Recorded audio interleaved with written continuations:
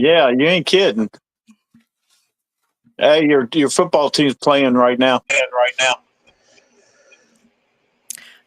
Mine is? There we go. Can Green y'all Bay hear me? playing one of my teams. Dang, Mike. Turn that down. Ooh, can y'all hear me? I know they can hear me. I don't think they can hear me. Can Am I hear coming you. through? We can hear you. There's an echo. Echo. I don't know why it's echoing. I'm having to use the iPad right now because for some reason the computer kept kicking me out of StreamYard. I don't know what was going on. It kept saying that something was going on with StreamYard, so I don't even know. My computer's showing me a background right now that I've never even used before, so I'm not even sure what's going on with that. Yeah, How are y'all tonight? I can't do this. Too loud. What's is it echoing bad? I don't know Right what back. it's Hold for. on. It's like I'm screaming at myself. That's better. Yeah, Now there's a long delay. and it's loud on my end coming out of my phone. Did you fix it, Mike?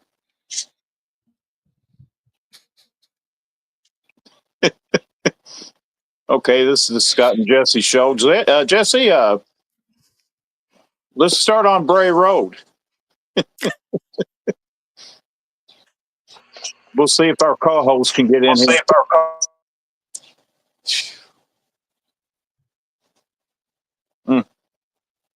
Not good.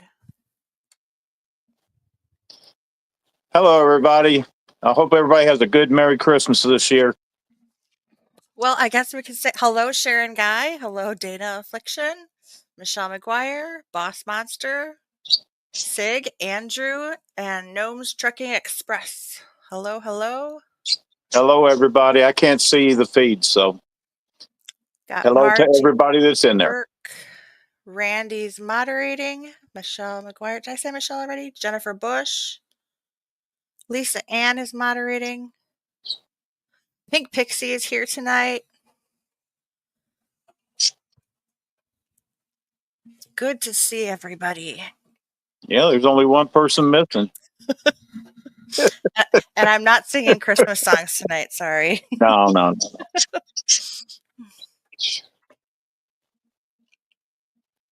Hope everyone is doing well. Well, I got my Christmas shopping done today. I went to the bank and pulled all my money out. That's all I give. I hate shopping. You know, my daughter called, was it yesterday? Yesterday afternoon. She said, Mom, are we going to do Christmas Eve this year? So what do you mean? Because Christmas Eve growing up would always be, she'd always get her Christmas Eve present, which was a Christmas ornament and a pair of pajamas, typically. Oh, okay. I'm like, you're 20. She's like, yeah. No. Can I have some grown-up pajamas? I said, I'm done. Oh, man. Yeah, I couldn't hardly afford it when I was just giving it to my two daughters, but now I've got two daughters, 8 grandkids, and they got fiancés, and I'm like, oh my gosh. Drain the bank account. Yeah, that's why I say my presence is your present. There you go. Yeah.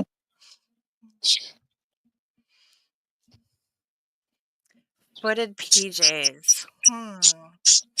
I don't know if I could do footed PJs. Michelle McGuire says she still wears footed PJs. Could you? I couldn't do it. Yeah, I think all of my youngest daughter, all of her family, all wears the same pajamas. Yeah. And they got the footies in them, the whole outfit.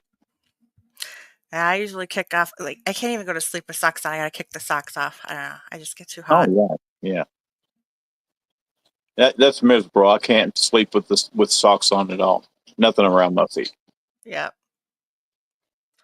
Yeah, I usually even kick the covers off my feet at night because, yeah, that's probably why the cats end up chewing on my toes. 'Cause Uh, surprise! well, if you die, it'll eat your face. Hey, you know what? Self-sufficient. That they'll Uh, take care of there you themselves. go. So Yeah. Save cremation and burial if they eat you. yeah, Oh, Lord. my daughter will come by and be like, blame it on the dog man. Man, you took a good fall the other night. Oh, thanks for rubbing that in. I swear to God, I went back and watched it because I missed that part of it. I left the phone and came back, and I heard you saying, "Oh, I'm okay, I'm okay," and I went back and watched it yesterday, and I swear when you fell, I couldn't help but laugh. I was crying. I mean, I was crying. I feel bad for you, but Well, it's just, I'm glad I, I could humor you. you said, I don't know. I might not be able to make it up this hill. I might slip and fall. Man, did you fall? Yeah, I have a I, huge bruise on my I, knee I too. guarantee. I guarantee it. That camera went flying. You went flying. Just thank God it wasn't a dog man attacking you or something. If you wouldn't have came back, we'd all be going, "Oh my God, she got ate by a cryptid." And you didn't even get to witness it either because the phone landed right down in the snow. It sure did, didn't it? There wasn't nothing on there but just a blurry looking picture.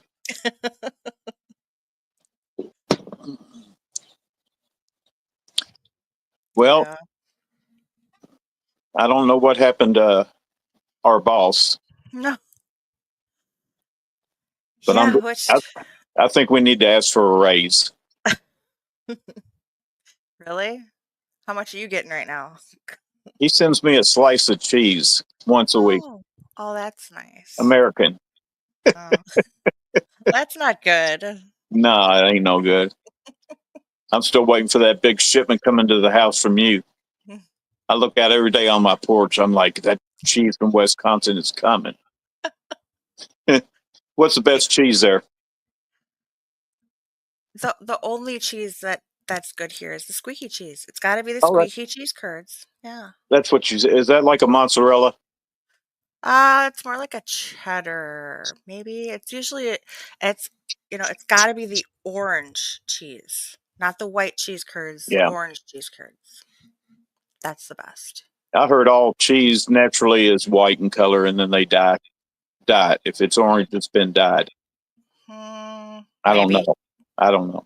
I just heard that on the news one night that they were talking about all cheese when it's processed and made, it's white, and then they put coloring in there to change it to orange. Oh. But I don't know. Well, I know that they do put like extra seasoning or something in. I don't know. It's different.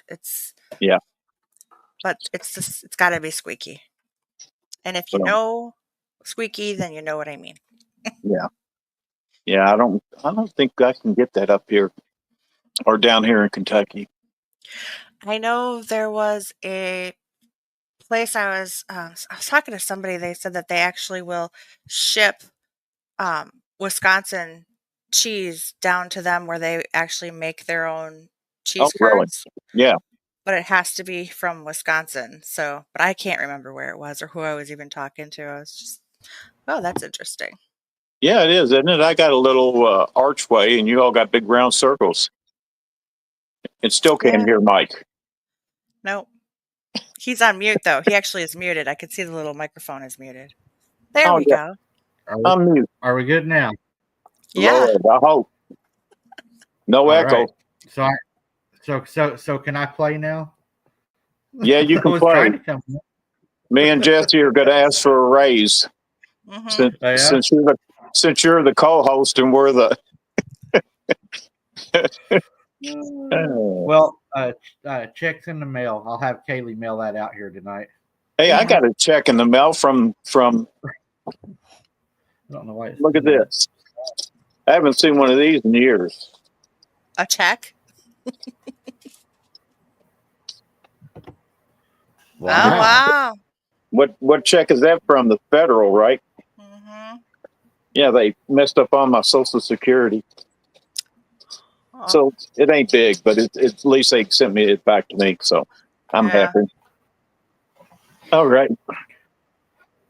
Yeah, Michael, if you have any trouble cashing that, just send it to me. you know what that's going to, don't you? That eight revolver, 357 Smith and Wesson. That is a bad. Oh, that's a beautiful weapon. Oh, that's a Yeah, 327. it's a what? Yeah. What'd you say it was? It's a 327 Magnum. Oh, I thought it said A 357. 327 Magnum. Wow. Yeah, it's the new 327 Magnum. They say it's a pretty good one. Oh, I guarantee you, that thing looks awesome. Heavy duty. I've got Kaylee. I don't know if y'all can see her, but Oh, Hey, Kaylee. well, how's Kaylee always in the corner?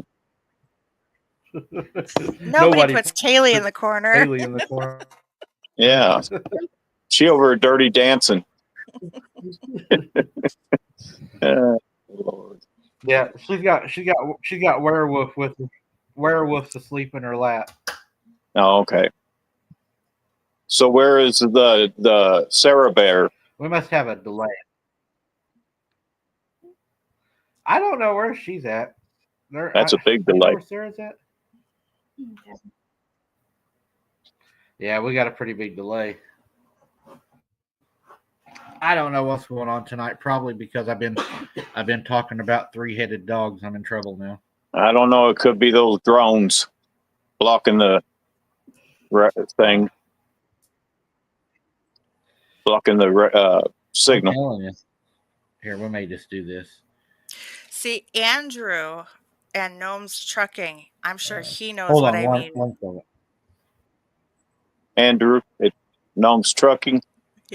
Yeah, in the chat. I'm sure he knows what I mean when I say squeaky cheese. Oh, okay. Yeah, he's all over the place. He travels a lot of states. Mm-hmm. Does it squeak? Wisconsin squeaky cheese. The cheese curds, yeah, they have to squeak. That's good cheese. You know what that is? That's the mice eating it, squeaking. Mm-hmm. Well, okay. I'll say we fire him.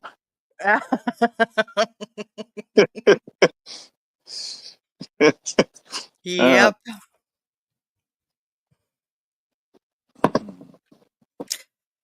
Wouldn't be so bad if he didn't have all the photos that I was going to talk about. Yeah, right.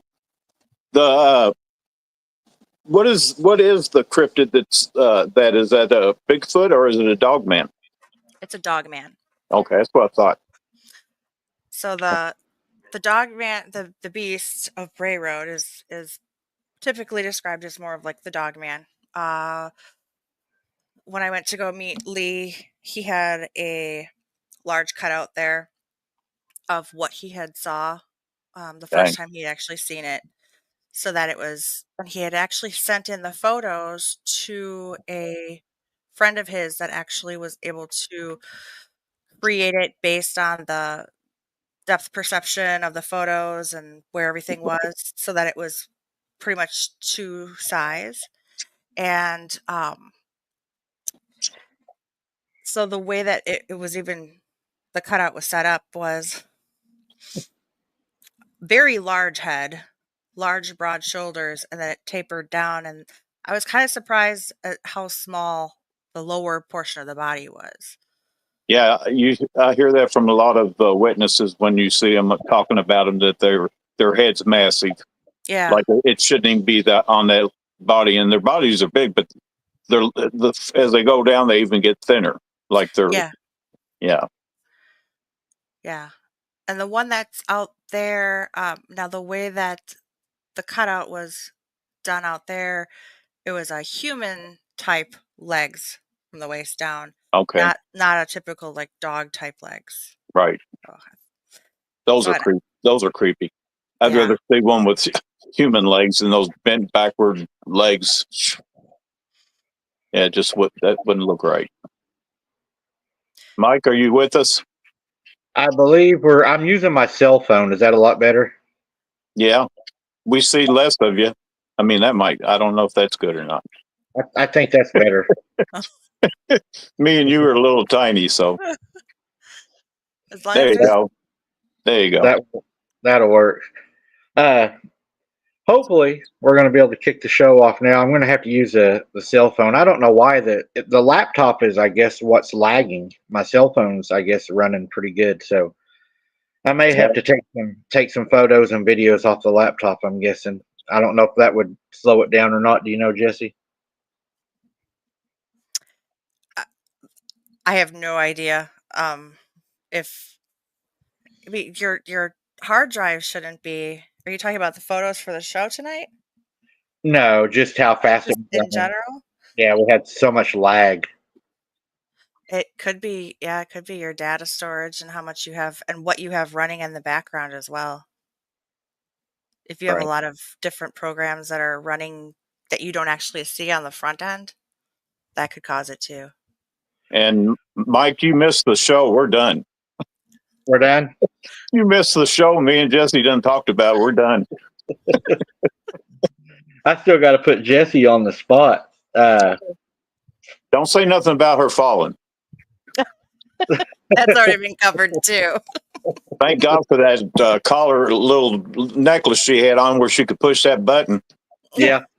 I've fallen and I can't get up. Oh, Not knew- that old. And I knew as soon as she fell, that was going to be everybody's, But I guess they could take her falling and then the limb hitting me in the face, and yeah. Well, I told her if she hadn't came back on, we would have assumed she got attacked by a Bigfoot or a dog man. yeah, and then me throwing the rock, Oh yeah. What you stepped on ice, right? Yeah. Yeah. Yeah, because on the way back down too, where I saw that I had fallen, I was trying to be careful, but yeah, I kind of slipped right there too, but at least caught myself. Yeah. Said she got a big bruise, Mike. Yeah, that's okay. Should toughen her up. She's sitting on a donut pillow. Bruise on my knee, not on my butt. Oh, I thought you said it was on your thigh. No, my knee. I came down on my knee. Looks like we got quite a few people in here for all the screw ups tonight that I did. Andrews, what is it? Gnomes Trucking Express. I think he's new, isn't he? No, Nope. he just hadn't been here for a while, but he's been here off and on. He's my taco buddy. Always good to. It's always good to see everybody that comes in and visits with us. We got Bass Monster in here tonight. Or Boss Monster, I guess Boss Monster. I got my glasses on. I can't even read. That's bad. We got Lawana in here tonight. Michelle's in here tonight. Scared Silly. We got a lot of our moderators are in here tonight. Who do we got moderating? Have you seen any? Loana, Lisa Ann, Randy. Okay, good. Have you seen Sharon Guy? Is she in here tonight? She is, but she doesn't have a wrench. She's going to just as soon as I see her. I'm going. There she is. I'm going to grab her right now. Gotcha, Sharon. You're not getting away now. Sharon does a whole lot. That lady, I don't see how she does it. I don't know how she does it either. I swear. I tried to look at two things at one time on one day, and I couldn't even concentrate on either one. It's just. Well, I said I was going to, but for some reason it says she's not allowed. Well, she's probably got 100 wrenches. I think you only allow so many wrenches in your toolbox. Yeah, it says she. Yeah, it says she's not allowed. Yeah, Jessi got her last wrench. It's probably a glitch on her side. Well, I know she was having some issues because she still can't see Luana either. I think they've done. I know that StreamYard today, and another reason it may not be running right is because they did an update. So that's probably a lot of what's going on too, because they've changed everything on mine. They've moved all the places where you're used to using everything and finding everything, and they've used a different font now, and they have to screw it up if it's working. You have to do something and screw it up. Right. Do we have any lag time now? Doesn't seem like it. I think we're pretty good. Okay.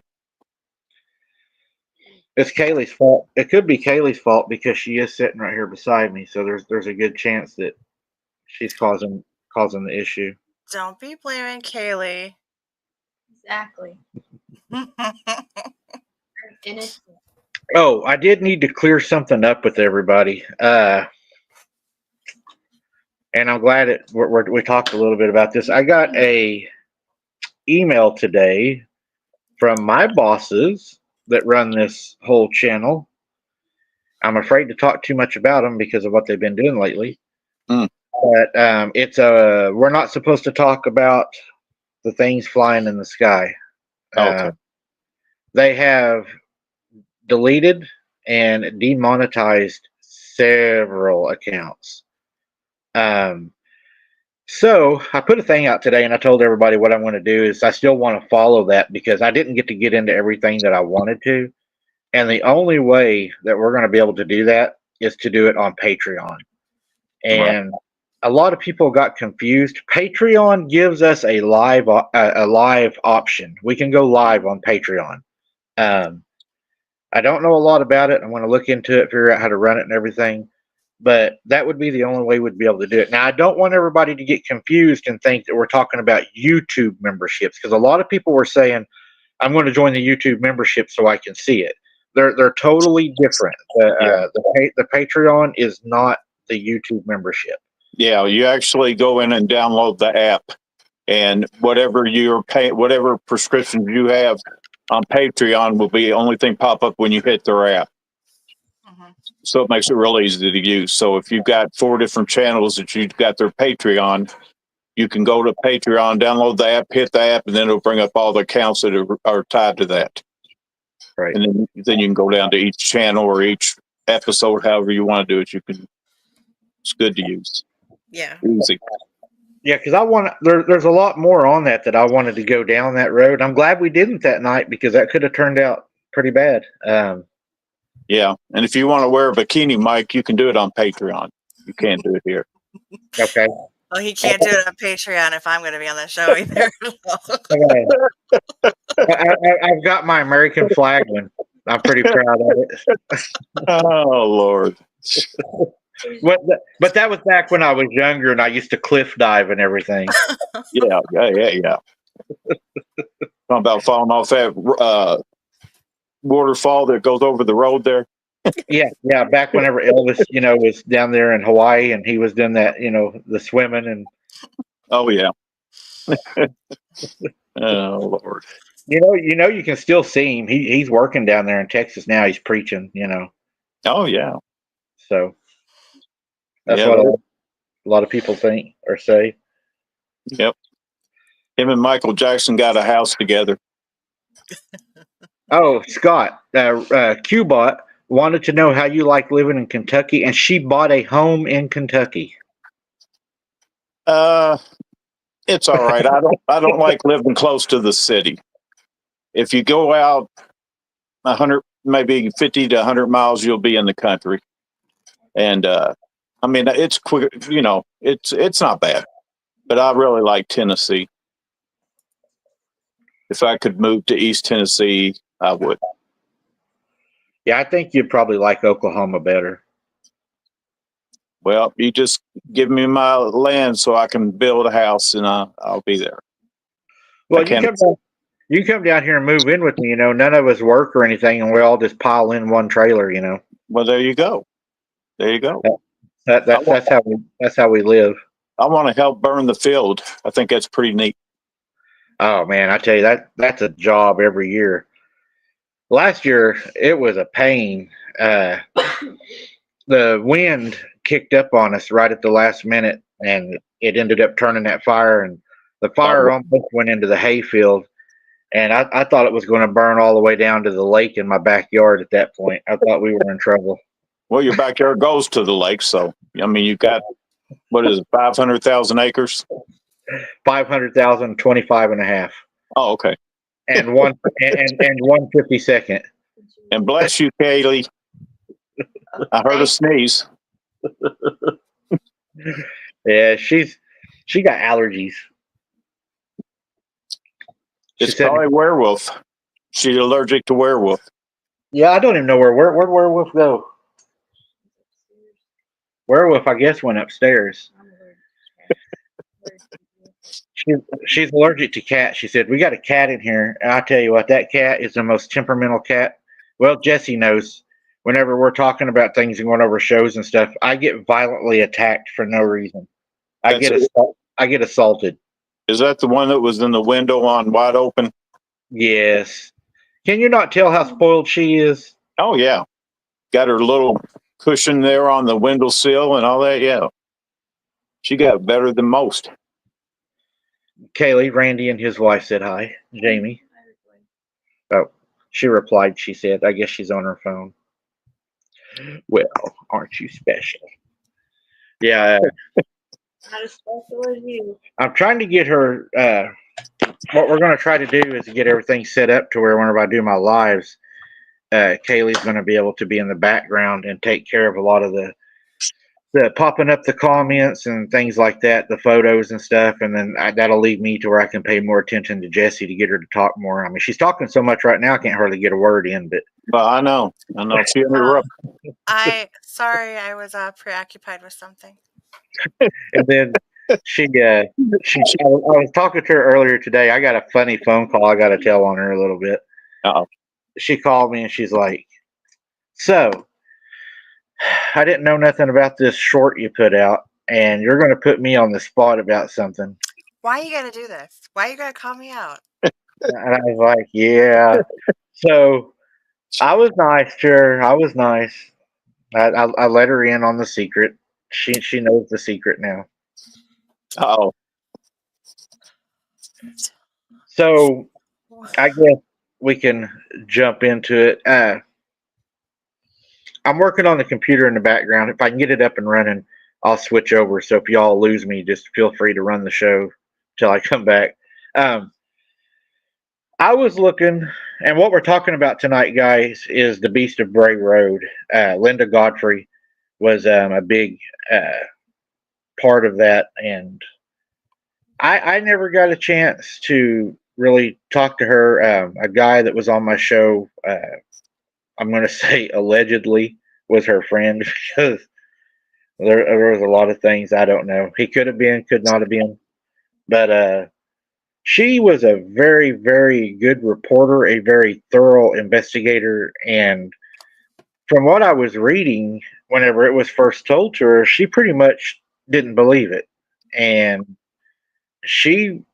I guess, I don't know if it's a rumor, and Jessi, tell me if I'm right or wrong, because I just skimmed through this stuff. It was last minute.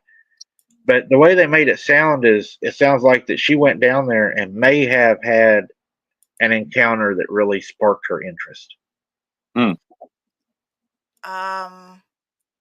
I might have missed that part. I know that upon doing the investigating and doing the research and stuff, it was a matter of, again, so many of the same stories that were coming up and same experiences. She did finally end up having some things happen to her, but I'm not quite sure. To be honest, it's been a while since I've seen a lot of the research on her side. And when the opportunity came up to actually go out there, that's why I decided to take it. And did we lose him? yeah, of course. He's over fixing himself. So upon going out there, there was a lot of stuff that it was kind of like a refresher for me. As Lee was talking about stuff and me going, okay, yes, I do remember that. I don't remember that, and kind of giving more details into stuff. But as far as Linda,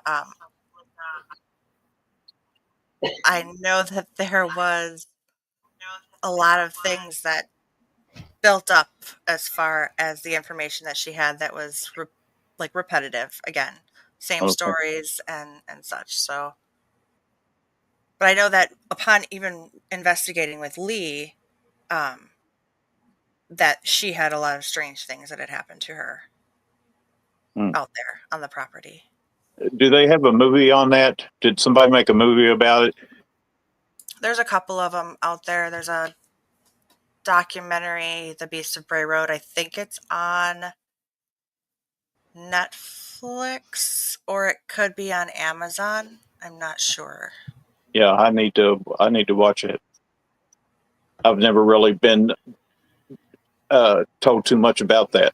I've seen it on TV on small town monsters and stuff like that, but it wasn't a long conversation about it. It was like small episodes about different cryptids.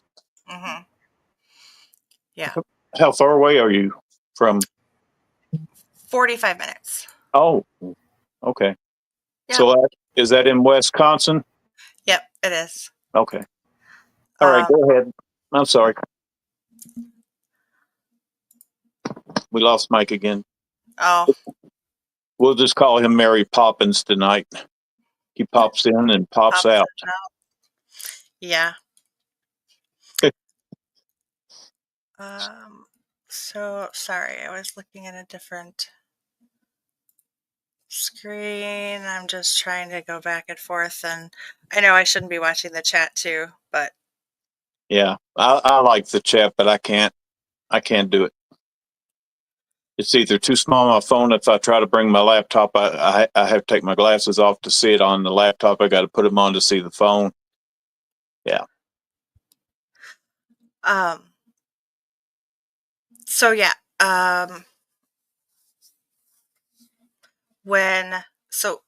so Elkhorn is about 45 minutes from me, and I kind of laughed because I had said once before that my mom has this knack of um, finding places that are haunted or have a history behind them. Like Right. when they purchased their trailer up in Friendship, Wisconsin, it was there was something on the property in their trailer. Mm.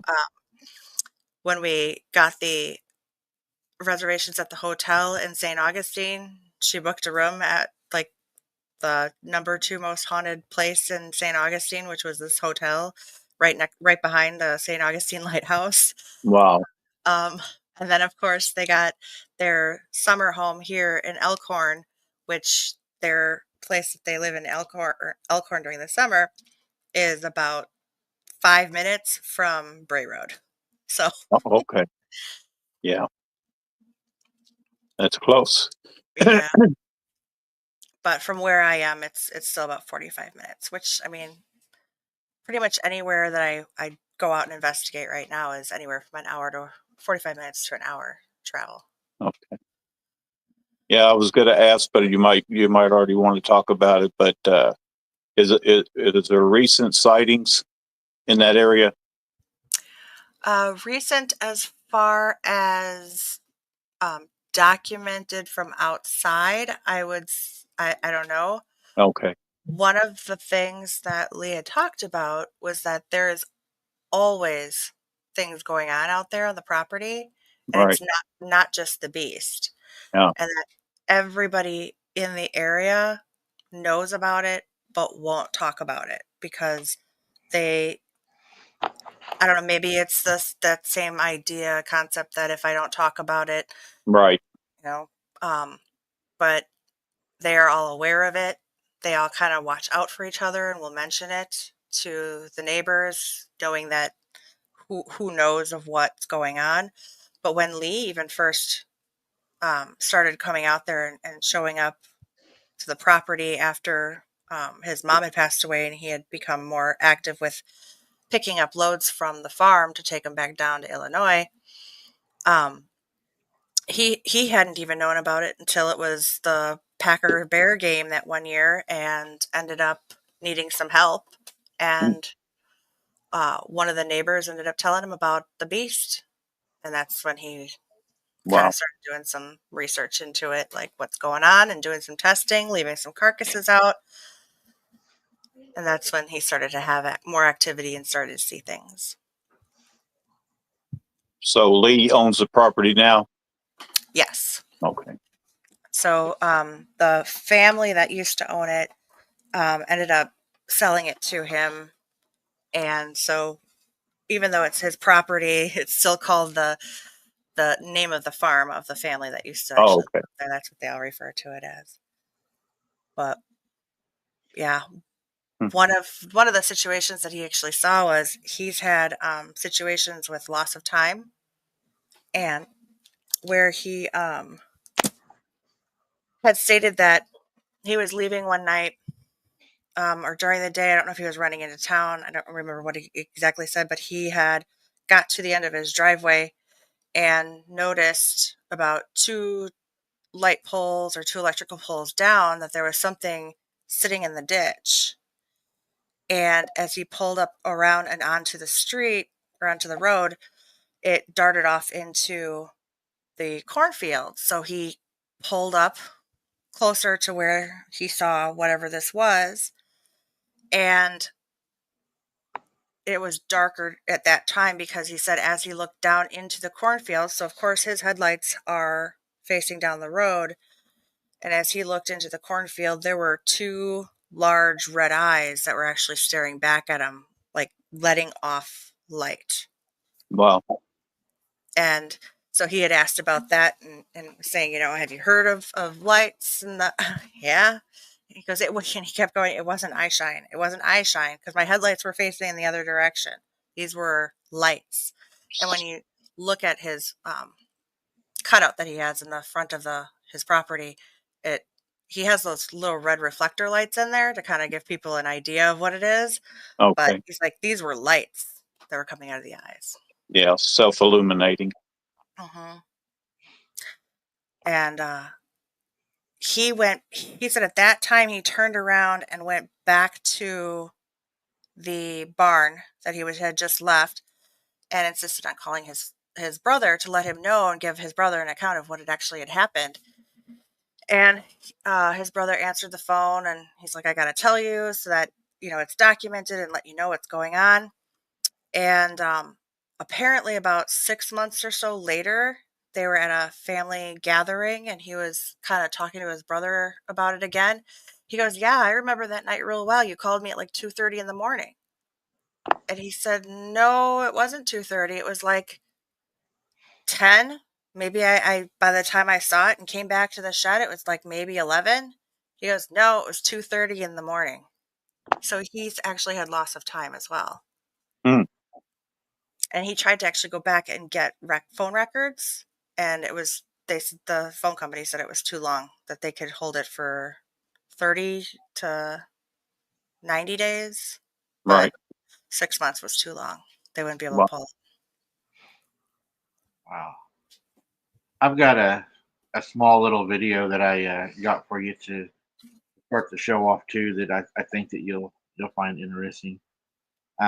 If I was Lee, I'm just going to straight up say I think I would have trouble living at a place like that. You know, I've thought many times, when my granny had passed away, it crossed my mind, and I owned that house for a little while, and it's to a lot of people that think that searching for these things is fun and living with them. It's not. Um, as much as I love my granny and loved having the old place, it's hard to live somewhere where you don't know what's going on. You know what I mean? It's like Yeah. You're a meal waiting to be ate. Mhm. yeah, yeah. And I want to be able to step out on my porch and drink some coffee and not have to worry about something reaching up over the side of the porch and jerking me down, and deciding to bone Yeah. Tom at me. Uh, I just it was hard, but I've got a video for you. I think y'all enjoy this one, and has haunted the locals for decades. The first documented sighting occurred in the late 90s in the quiet town of Elkhorn, Wisconsin. A chilling creature known as the Beast of Bray Road has haunted the locals for decades. The first documented sighting occurred in the late 1980s when a young woman named Linda Godfrey saw a large, wolf-like creature standing on its hind legs along Bray Road. It had glowing yellow eyes and was covered in dark fur. Terrified, Linda sped away, but the image of the beast remained etched in her mind. Little did she know, this was only the beginning of the terrifying encounters. Over the years, numerous residents reported similar sightings.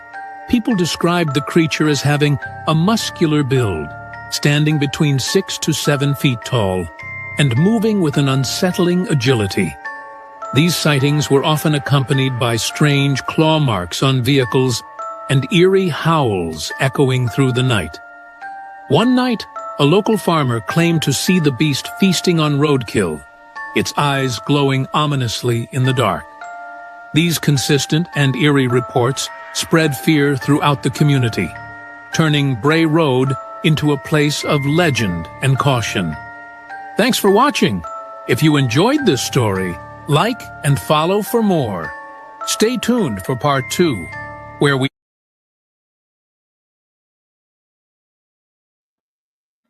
so it sounds like she did have an encounter, I guess. That is so wrong. Is it wrong? There are so many things wrong with that story. Yes, that is so wrong. Is it the story that's wrong, or is it all the people that have? You know, it's kind of like when you're in school and you do the experiment. You're sitting in school, you tell a sentence in somebody's ear, and then by the time it gets to the end, it's usually fabricated so many different ways, so many different ideas, so many different. Dang, that sounds like YouTube cryptid channels. Yeah. I mean, come on. Yeah. Now, okay, I'll be the first to tell you that I don't know everything that had happened exactly, but one thing I know for sure is that Linda was actually working for the newspaper at the time in the 80s, and that she was led to a story recently that had just recently had happened of a young woman who had claimed that she had seen something eating roadkill on the side of the road on Bray Road that was large and looked like a wolf and did not seem like a wolf. And at one point it had scratched the car or something, and that's when she started to investigate. And she actually went to go speak with local authorities or the game warden, or not game warden, but somebody out there that had also had done taken some reports. And when he pulled out the file, on it was the werewolf. And she said, "What's that?" And that's when he said, "Well, this is one of the reports that I had," and allowed her to kind of read through some of the reports. And she went from there. So, Yeah, because whenever I was looking into it today, I found that the actual first report of this creature was 1936 by Mark Shackleman. was that the individual that was, he was a security at the hospital or something, or the cemetery? Yes. Yeah, he ended up seeing movement by a burial mound that he was watching, Mhm. and he said it was about 6 to 7 foot tall, bipedal, had a strong odor, and this is what I found that I thought was particularly interesting. I used to see that particularly. Us rednecks can do that sometimes, the hillbillies, but he made the comment, and I thought this was really interesting, just from what I had witnessed and what I had went through. Is he said that it spoke, and the two things that really caught my attention when he said that it spoke was, number one, is that it spoke, because I witnessed that personally. I have witnessed the speaking, and then what he said also is what really resonated with me. Was he said that said one word, which was also what we would experience at my granny's. It did not say sentences. It did not talk as, like you would think something would. Yeah, it spoke, but it would only say like just one word. Like it would say my granny's name. It would say my mom's name. It would laugh, or it would whistle, or it would call out one of the kids' names. But it would never put it together in a sentence. It would never say like, "Hey Jessi, come here," or "Hey Scott," or anything. It never used two words that I heard. I'm not saying they can't. That was just what I personally experienced with my family was one word. It was kind of like a baby, like how you teach a baby how to talk. They Right. pick up one word, what they hear regularly. Mm-hmm. And Right. it was kind of like it struggled to actually talk. It wasn't clear. It wasn't like, it was its first, language or whatever. It almost sounded like it was hard for it to speak. Like it really was uncomfortable for it to speak. And I thought that was pretty cool how they had the similarities between speaking and one word. And that guy actually had two encounters with it. He had two encounters with it. He had one that first night and the one that second night. Mm-hmm. And it really kind of doesn't say a lot more after that. But I would almost guess that he probably quit his job. And I have a question for you about that. Yeah, I think he did quit his job afterwards. Okay. I'm going to put you on the spot. Do you happen to know what burial mounds he was watching? Or were those native, or was that a regular cemetery? I'm not sure, but it's interesting that you brought that up because Lee actually had mentioned to me while I was out there that because he's a retired school teacher, a retired math school teacher, and he looks at everything very analytically. So when people come out and do these shows or want to do recordings or talk to him, a lot of the times they are out there doing it for the entertainment value and the beast alone, the beast story, and they just want the stories and stuff like that. And the way he looks at it is he's trying to gather evidence and documentation that way because he wants the data. And one of the things that he had mentioned, now I'm kind of going back. So one of the things that he had mentioned is that there was a crew that had been coming out and talking to him, and he was very adamant about wanting to look at the stuff that was actually going on the property from the perspective of history and the Native Americans that had lived out there prior to us settling out there and taking over all of that land, because he felt that there was something very rich and deep in the history, and that was what was something that was going on out there. Now, a lot of that area that he's on, particularly, that is all farmland. The city or the town, the more populated area itself is a little bit more west of that farm area. But there are small churches all over the place. And because of the way that the area is set up, a lot of those churches all do have their own private burial cemeteries, which, I mean, might only be maybe not even a half acre of property. So depending on where exactly that individual was at the time, I mean, back in the 1930s. Right. I learned something that I recently learned. I didn't know there was a difference between a cemetery and a graveyard. Yeah, there is. Oh, well, okay. Enlighten me. I always I think cemetery and graveyard was the same thing. No. I did not know that. No. A cemetery is it's a place where people are buried, but a graveyard is a place where people are buried at a church on hollow ground. It's blessed ground. Right. Yeah, So- cemetery is separate from the church. If it's by the church, it's called a graveyard. Okay. Yeah, I found that out, I guess, about a month ago. Somebody was talking about it. I said, well, they're the same thing. And they said, no, that's when I was at Cades Cove. in Tennessee by Gatlinburg, there's a lot of family graveyards, but there's one by the church that's got a lot of bodies buried around the church, and it said that, I think, on the sign.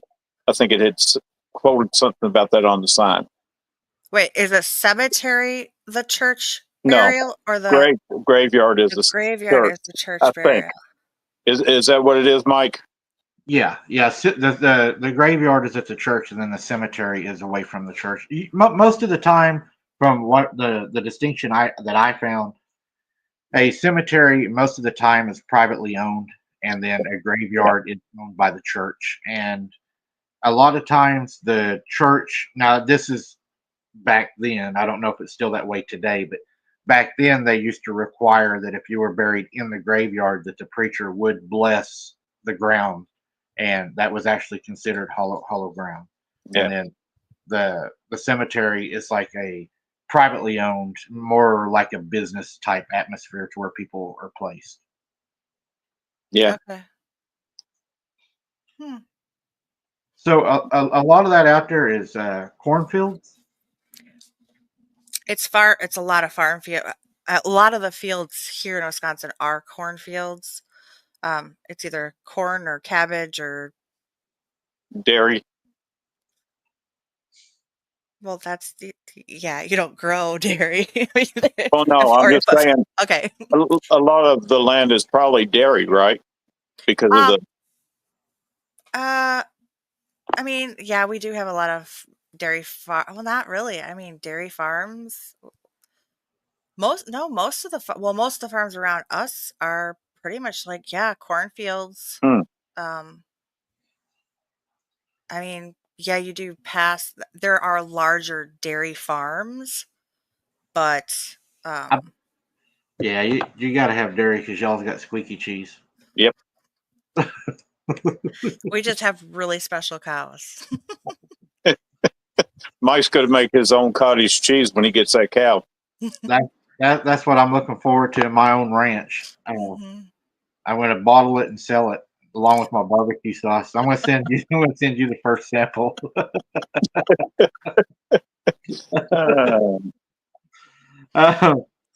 You know, it's funny too that they talk about. I don't know. I may have to move to Wisconsin though. If they got corn, I'll be right at home down there. You know, cornfields are in a lot of movies, and you notice they're always used. You know, Children of the Corn, and Oh, yeah. I think me and Kelly watched one called like The Harvest or something like that. Jeepers Creepers. Yeah, That ain't my scarecrow. That's my favorite part of that movie, when she says, "That ain't my scarecrow," and then she shoots it and it starts bouncing around the cornfield. Yeah, cornfields are almost, something haunting about them. I wonder yeah. I wonder what does that. Do y'all think that the cornfields are what brings the creatures and stuff, or do you think it's the Well, I'm sure cornfields? they eat on it. I mean, unless it's, popcorn corn that you can't chew on. But if it's, sweet corn, I could say they probably eat a lot of it. I think there's a couple of things. One, yes, they can eat the corn, and there's plenty of stuff, plenty of corn for them to eat. Plus, also, there's the birds, and you've got the birds coming in. You have mice and other rodents coming in. So there's plenty of food for them to eat. Not to mention the corn, you know, is it grows pretty tall. It does not take a lot to hide in there. I No. mean, there's stories all the time where kids are going into cornfields or corn mazes and they get lost. And if they don't have certain paths marked out, and they'll even tell you at some of them around here, don't let your kids just go roaming into the cornfield. Well, You might not find them again. The good thing about that now, I saw somebody use them. If somebody gets lost where they don't actually know where they're at, they'll put a drone up in there and look around and find them. But before then, you could get lost for a long time. Yeah, it wouldn't take much for them to be able to hide in a large cornfield, or even a small cornfield around here. Yeah, cornfield would be great camouflage. Mm-hmm. Well, there's been a lot of on Halloween and stuff, a lot of cornfields and stuff where they would do like the maze and stuff, and then kids would come up and say, Oh my God, that was so scary. That guy, down there wearing that leather mask and all, he was so scary. And they're like, there's not a guy down there with a leather mask on. Mm-hmm. There's not supposed to be. It's not supposed to be, yeah. He's not a paid actor. Grandpa's, Grandpa's back. But no, it's cornfields are weird to me too, because whenever we would take a trip, to Kansas, Arkansas, Missouri, they have a lot of cornfields. And you look out through there and you could really move around in there and nobody would ever see you. Mm-hmm. Yeah, it doesn't take a whole lot. It's very easy to hide in a cornfield. I'm probably, that's what I'm going to have out here is nothing but corn. I'll probably grow corn everywhere. I'll get me a corn shirt and a corn bobblehead and everything on my. How many acres is Lee's property? Do you know how many acres? Gave her a hard one there. Yeah, he told me, and I couldn't tell you. Mike has a picture of the property. I gave him Okay. a couple photos. Okay, you tell me which one you want up, ma'am, and I will put it up. Any particular? I pretty much labeled them the way you sent them to me, so you would know what you wanted to see because I have no idea. Yeah, I don't remember what I labeled them now. We have an aerial view. Aerial view. You want that? You want that one? Mm-hmm. And I've got stick. Okay, here we go. Yeah, that's not the aerial, but there it is. That's the aerial view. Okay. So if you look to the right, we're Bowers Road. Mm-hmm. And then right in the middle of the screen, you kind of see that road that curves. It comes into the left and kind of curves up and around that little barn, goes across and then comes up all the way around. Does that little dip? Okay. Yeah. So that is his main road into the property, but pretty much all of that, all the way up to Bray Road, that's all his property. Wow. So Lee does, and guys, we'll take your questions at the end of the show for Jessi too. So if I miss you, don't worry, we'll do questions at the end. Does Lee only have things happen to him like out in his field, or does he have anything at his home? Does it come to his house? So he doesn't actually have, his house is not out there. He built a large pole barn, and in the pole barn he actually did a enclosed kind of single studio kind of room for himself, so that if he is up there late, he can kind of stay up there and there's someplace warm for him to stay. But otherwise, the pole barn is there for him to house all of his equipment and four-wheelers and all of that stuff. Otherwise, he lives in Illinois. And so when he does come up and he's staying there, there are things that happen during the day. There's things that happen at night. There's things that happen.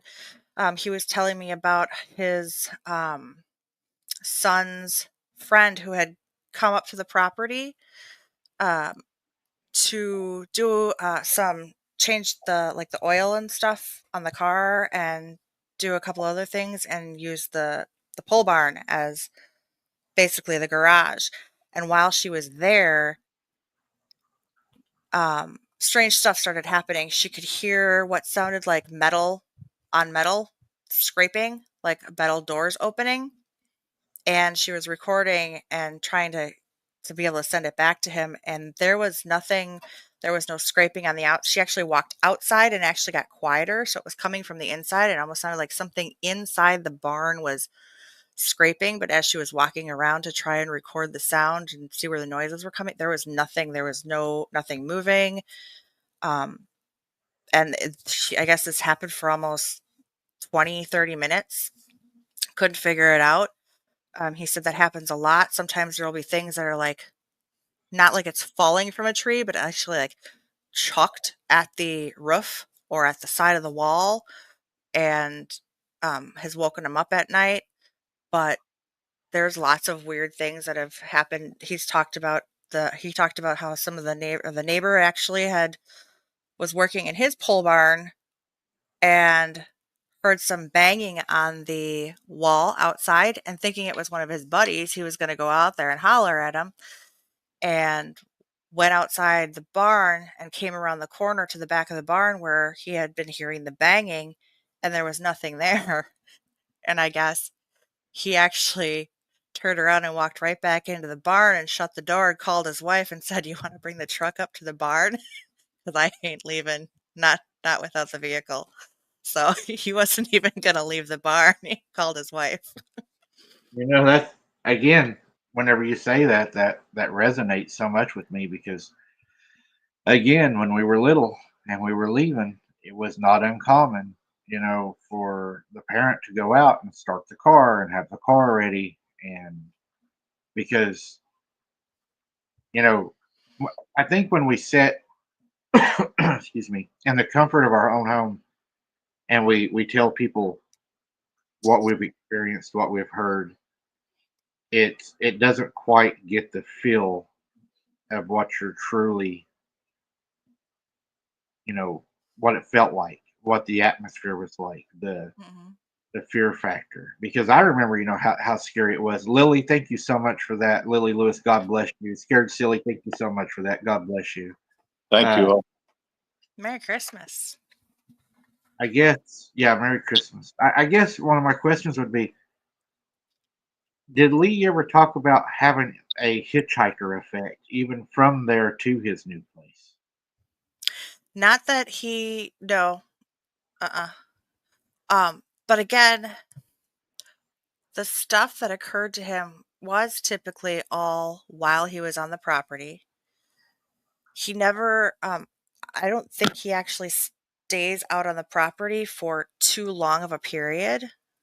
He'll usually go and stay a couple of days maybe, or a day, and then drives back down to Illinois, because he's not that far from his house in Illinois, because he's got his wife and other family down there. So, um, but and because of the situation, though, he does keep in touch with a lot of the family and says, "Okay, this is when to expect me back. Make sure, check on me." And like while I was there, his brother even called and he's like, "Hey, how's it going? What, just want to make sure you made it up there okay, and what's going on?" He's like, "Yep, I'm just here with Jess." And his brother's like, "Oh, hey, Jessie, did he tell you about the?" Like, yeah. I mean, Lee's a really great guy. I mean, I look forward to the next time I get to go out and talk with him, because it was just like meeting a family member, honestly. So does he plant the cornfields or does he lease it out to other people? Or do you know? So he does. So his property, he's basically trying to get it for the hay, for the feed for the animals in Illinois. So that's why Okay. he ended up buying the property in the first place. So before he actually started actively coming up and working on the farm up here, he actually hired somebody out to do all of the farm work. Oh, okay. And then when he knew he was going to be needing more space for all of his equipment, he then hired somebody out to build his pole barn and his space there on the farm, on the property. Um, so it was, even while that was going on, so he said, I think he said it was almost 2007. Seven is sticking in my head. Don't quote me. It had been a few years in between buying the property and actually um, having experiences and finding out about the stuff that was going on, that people had been working on his property and not saying anything to him. So when something actually happened and he had asked the people that had been working there if they had had experiences, and they said, "Yeah, we won't talk about it." So they came out and said, "Yes, we've had experiences. We know there's stuff going on," but they never mentioned it to him. They just let it go. They weren't going to bring it up. They weren't going to mention it. They weren't going to ever say anything about it. They worked their strict hours, and that was just it. And that's that's just the way it was. And he, I forgot what I was going to say now. So, has he had any?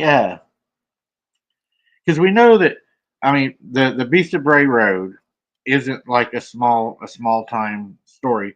It made it all the way to Inside Edition, had it on there also, and then also the Joan Rivers show also Mm, it on there. So I thought that was really interesting. And one of the main things and one of the key points that a lot of people really talked about, and one of the most notable things that would happen in that area was people would most of the time report seeing it either eating roadkill, standing beside the road, and or chasing the vehicles and damaging some vehicles. Some vehicles were actually damaged by this creature as they would drive down the road.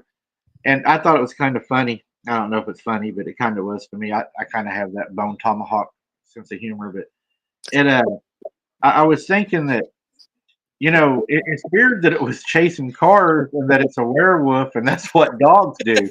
And I was like, well, it would probably stand a better chance of driving it if it caught it than a dog would. So I don't know. I don't know why they chase cars, but It's just a fear factor for them. They know it scares you. that's what I was. Do you think they do it to scare us, I or guarantee you. do you think if they had like the other cryptids we talk about the opportunity, do you think that they would actually physically harm you if, like, say, because I've done this a lot. I'm sure Scott's probably done it, and you've probably done it, Jesse.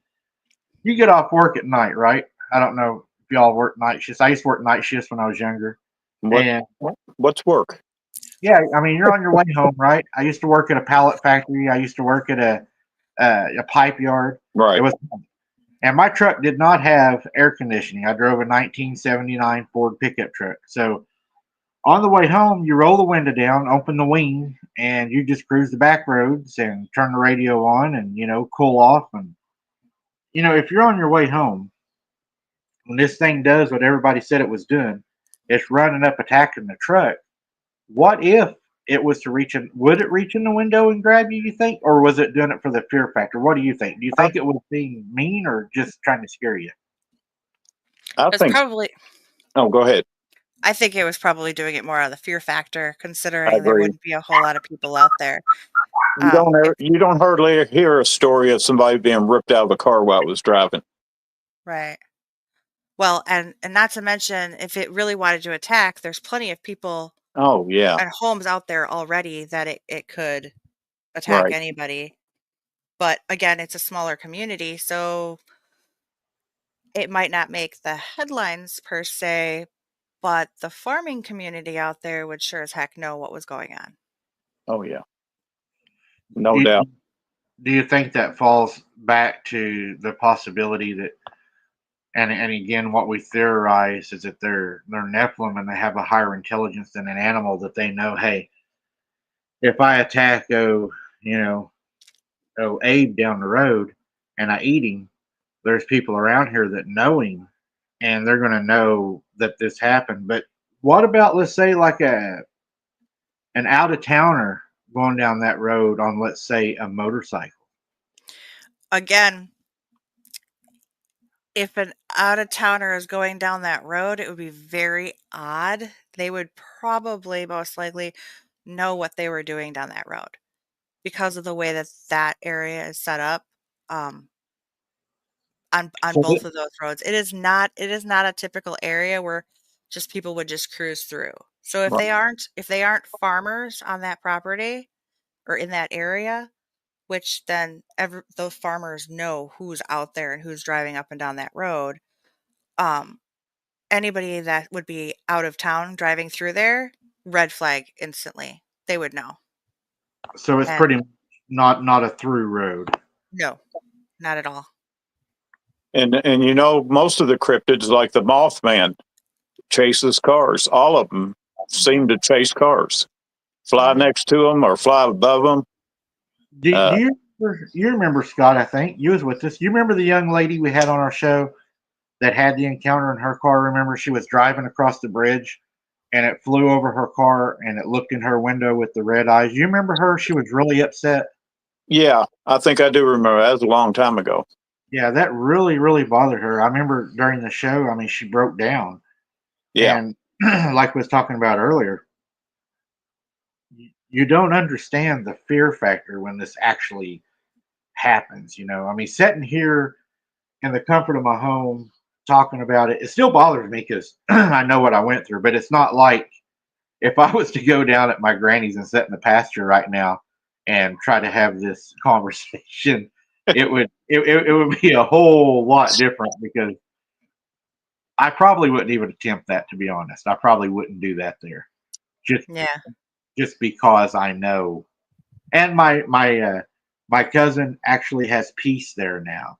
So I don't want to cause it to start coming back because right. I believe that can happen. I was wondering that. I was always wondering if you went back and did a live and walked around that area, would you draw them back in? Were they attached to you? Maybe. I've wondered that if I was to go down there, because it had ran through my mind to go back because I wanted to run, like what Jessi sent me the Geiger counter, and Right. we now have the EMF reader and have the IR would be to go. But then I get to thinking, if we go down there, it goes back kind of biblical to me, and we start giving it place because Right. we know that there is a supernatural aspect to these creatures.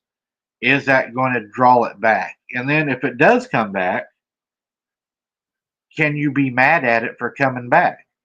You know what I mean? Right. It's a double-edged sword. Yeah, because it all stopped when your grandmother passed away, right? Yeah, whenever my grandmother had passed away, uh, I actually had moved into the house and was painting it and stuff. I was going to live there, and it was we had like one encounter, me and my cousin. We was painting one night, and I knew better, but we were painting the house, and we was inside, of course, and we had the light on, and there was no drapes up or anything because we was painting, and I was standing in front of this window, right, and I'm painting, and it's dark outside, and I get to thinking in my mind, I'm like, man, if there's something out there, it's watching me because I'm standing right here in this window with the light on. It's out in the dark. I mean, it can see me. And I'm like, well, nothing's happening. It's quiet, so we'll hurry up and get this room done. So I had got done. I was using a roller. So I had got up as close to the window as I could. And the windows weren't like the newer homes now. It was pretty much a 2x6 that squared the window. Okay. And I'd almost got up to it, and my cousin, and I know y'all probably seen these or whatever, but you used to be able to get the little sponge, it had the wheels on it where you could go around the corners. Right. He was doing the corners, and I had walked over to put more paint on the roller, and while he's standing there, it walks right up and looks in the window at him. And he yelled, I yelled, it was standing there, and it done something kind of weird. It took his hand. The best way I can tell you to picture the hand, if I were to try to describe it, picture a possum's hand that would be twice the size of ours. And you know how a possum's hair is on them? How it's not like fur; it's like a wiry hair. Right. Picture that on the back palm of it. It didn't have hairy palms, but on the back of the palms it had hair. Yeah. And it put its hand on the window, and not hard, but just kind of like boom. Mm. And then of course we went to the other room, grabbed our guns because we'd brought our guns. Shot the window out. Almost wanted to, but whenever we went back to that room, it was gone, and I thought, well, it's time to go home because I wasn't living there at the time. We were painting it and everything, so we started getting things ready to leave. And while we were getting things ready, there was a big picture glass window in the front room, and we had it open because there was a screen, and it was probably 10 foot up to the top. The old houses, they set up really tall. And I walked over to shut it, and we got the most common whistle, which was like the Mm-hmm. and we knew then. Okay, yeah, it's time to go. Uh, So one of the things I gotta tell you though, and that's why I had asked you at one point if you had ever seen any of the paw prints, because Lee had a copy of one of the prints that he actually sells to anybody that wants them. Um, it actually has 5 toes, and the center pad of the paw isn't a typical wolf print. It looks more like a coyote pad. And you Hmm. can actually see all 5 of the toes in the print. He had sent those into several different places for them to have it analyzed. And every single time it came back, they said, no, it's nothing that is registered or nothing that we can account for. But what we're actually seeing this as is, oh, it's a double print. So people were coming back saying, oh, it's a double print. But you could see the way that he had captured these paw prints and images and such. It was blatant. It was not a double print. There was no deeper impression on one side than the other that would allude to a double print of another print passing over it. right. Did, Um, did it show claw marks you sure did. on the toes? Okay. Yep, five claw marks in each of the 5 toe pads as well. The other thing is that in the snow, because that's one of the things I want to see if he'll let me come out there and investigate one of these night days when the snow has fallen or on a fresh snowfall, because he says he gets, especially during snow, stuff all the time, prints and tracks. And Mhm. some of the tracks that were just absolutely strange. So there's no toe drag in the snow. No matter how deep it is, there's no toe drag. And the prints, he showed me a couple photos of print tracks that they were parallel with each other, so all in a row, but then all of a sudden split off as if they were 2 different entities. But there Wow. was nothing that led to believe that there were 2 different animals. It would be very difficult for a bipedal animal to actually follow in the exact same footsteps without having some type of drag or Oh, something like yeah, that. I agree. And Yeah. and that is exactly how it would go. Like one went off in one direction and one went off in the other, like they were following each other. So was it backpedaling, or he doesn't know? He's because I'm up for any type of ideas of what people think always, but he's captured very strange stuff. Another set of tracks that he actually captured was they were elongated tracks where they were one right in the other, but then the back foot almost did a complete 90-degree turn without a center pace foot. So there was Hmm. no pivot on that foot. It was like 1, 2, and then the back foot completely did a 90-degree turn and then continued to walk in that other direction. I tried several times myself to even force myself to walk in that way, and you can't. I Right. As a human, I would just, well, obviously fall on my face because I do that walking normally too. But Uh, Do you know how much Lee sells that print for, that picture? Do you have any idea? $30. Well, the reason I was asking, and Scott, you'll know about this. I would be interested in getting a photograph of that and letting Robbie Raines take a look at that Oh, because actually a plastic cast mold that he sells for $30. oh, It's one of the original ones that he had that he actually had somebody do plastic cast molds, and I can purchase as many, and if there's anybody that would want some, I can actually get them from him. And the he's reason I got, bring yeah. Robbie Raines is a certified tracker, and he would be able to probably look at that. Which I'm not okay. sure. I'm sure there's a lot of factors in how well the cast was casted and everything to be able to tell. But Robbie he does a lot of track. He works for, I believe it's sheriff's department. Is that right? Yeah. And he does a lot of search and rescue and tracking and stuff like that. And he was talking one night about the different tracks and how to tell if somebody backtracks and he knows all that. So that would be interesting, I think, to get his viewpoint on that. Oh, well, the photographs of the tracks, those I can't get from Lee. Those are all. That's why, and even like interviews that he does with other people and stuff, he won't even share. He won't allow any of that shared out or to be duplicated or photographed because he doesn't want anybody else to run off with it. But But so many people would take credit for it. Oh, yeah.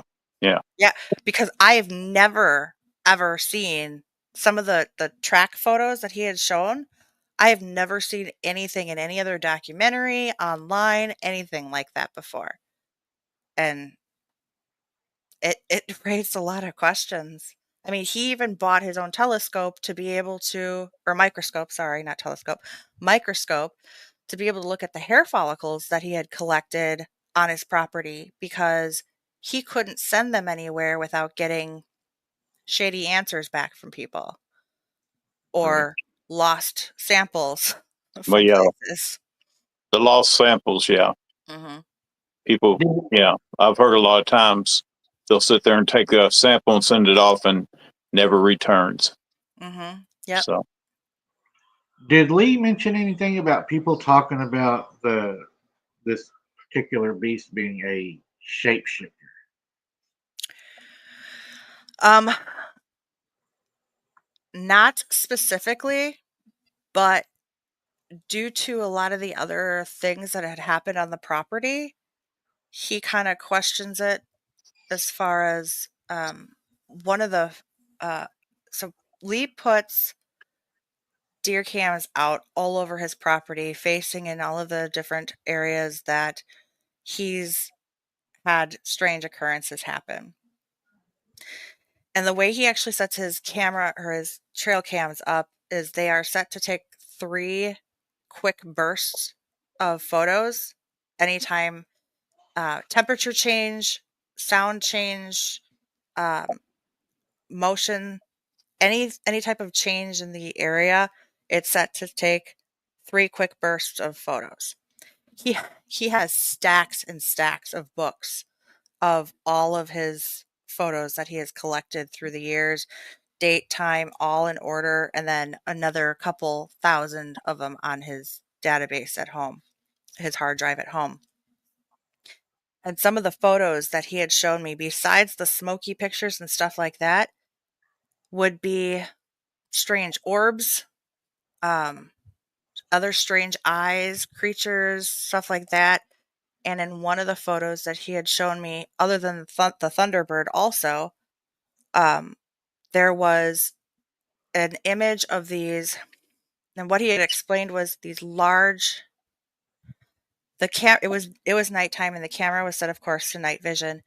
But these lights that showed up and triggered the camera to go off was so bright that it actually triggered the night vision to turn off, and it turned to daylight and actually is in color. And these orbs were so bright red um, in the frame of the photo.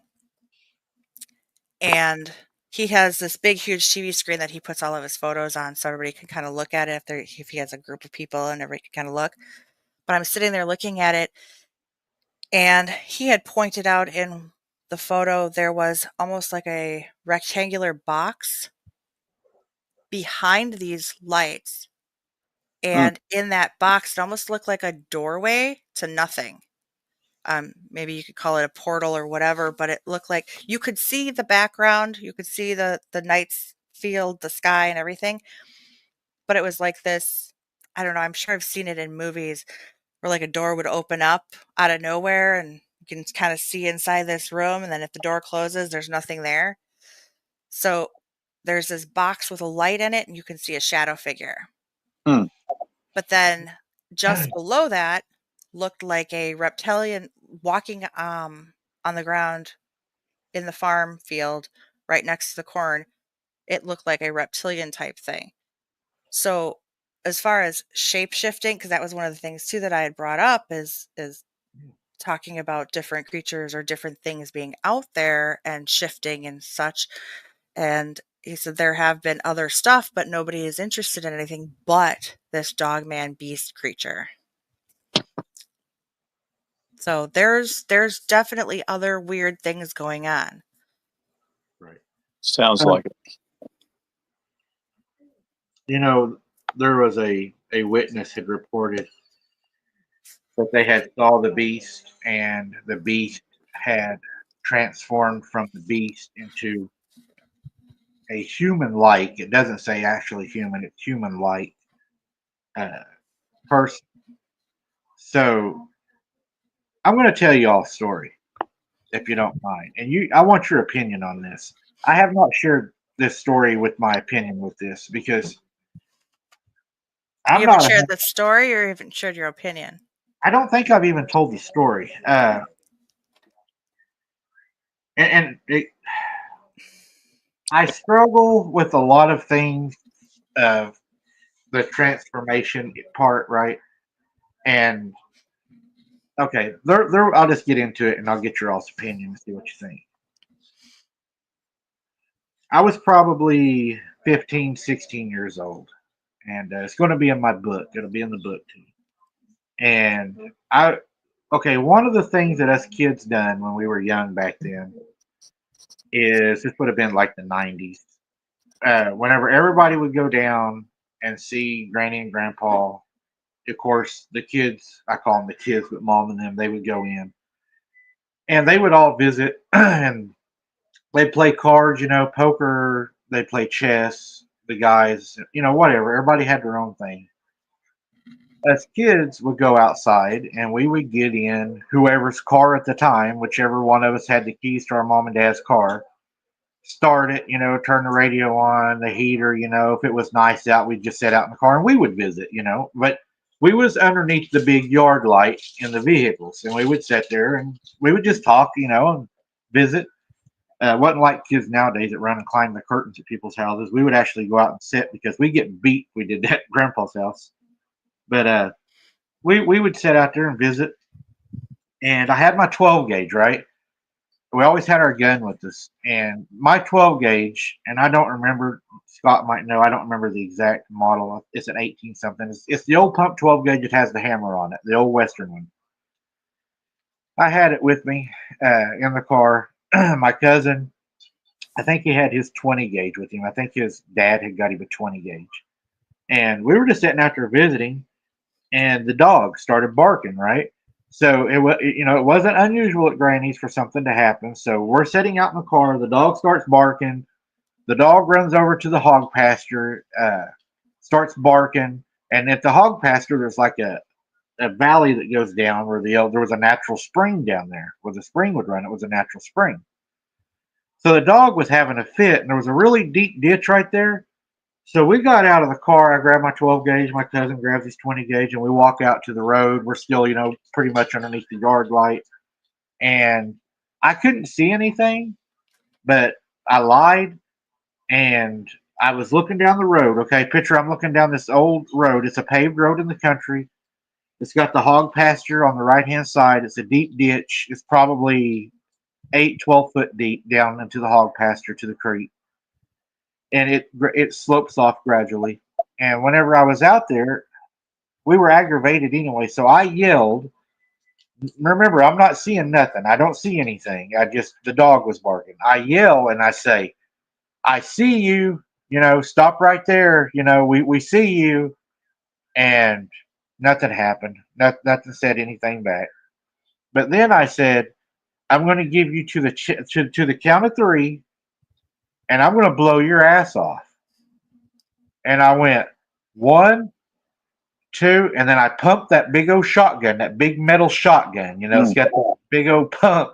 And when I pumped it, the neighbor come crawling out of the ditch in the darkness, and he started yelling, I'm not doing anything, I promise. I was just down here in the ditch, and he was freaking out.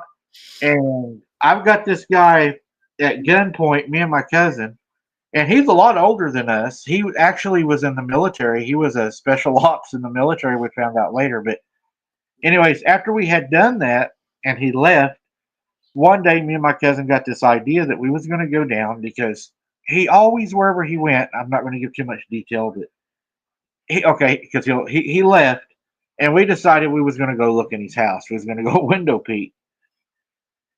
So we go down and we window peek into his house, and whenever we did, his front room was painted all black with a white 5-point star on the floor.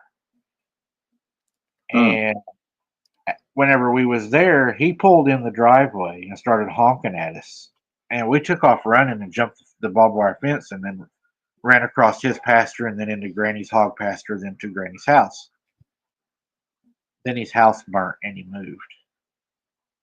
Now the stuff didn't stop happening at Granny's, but I always wondered, was he part of it?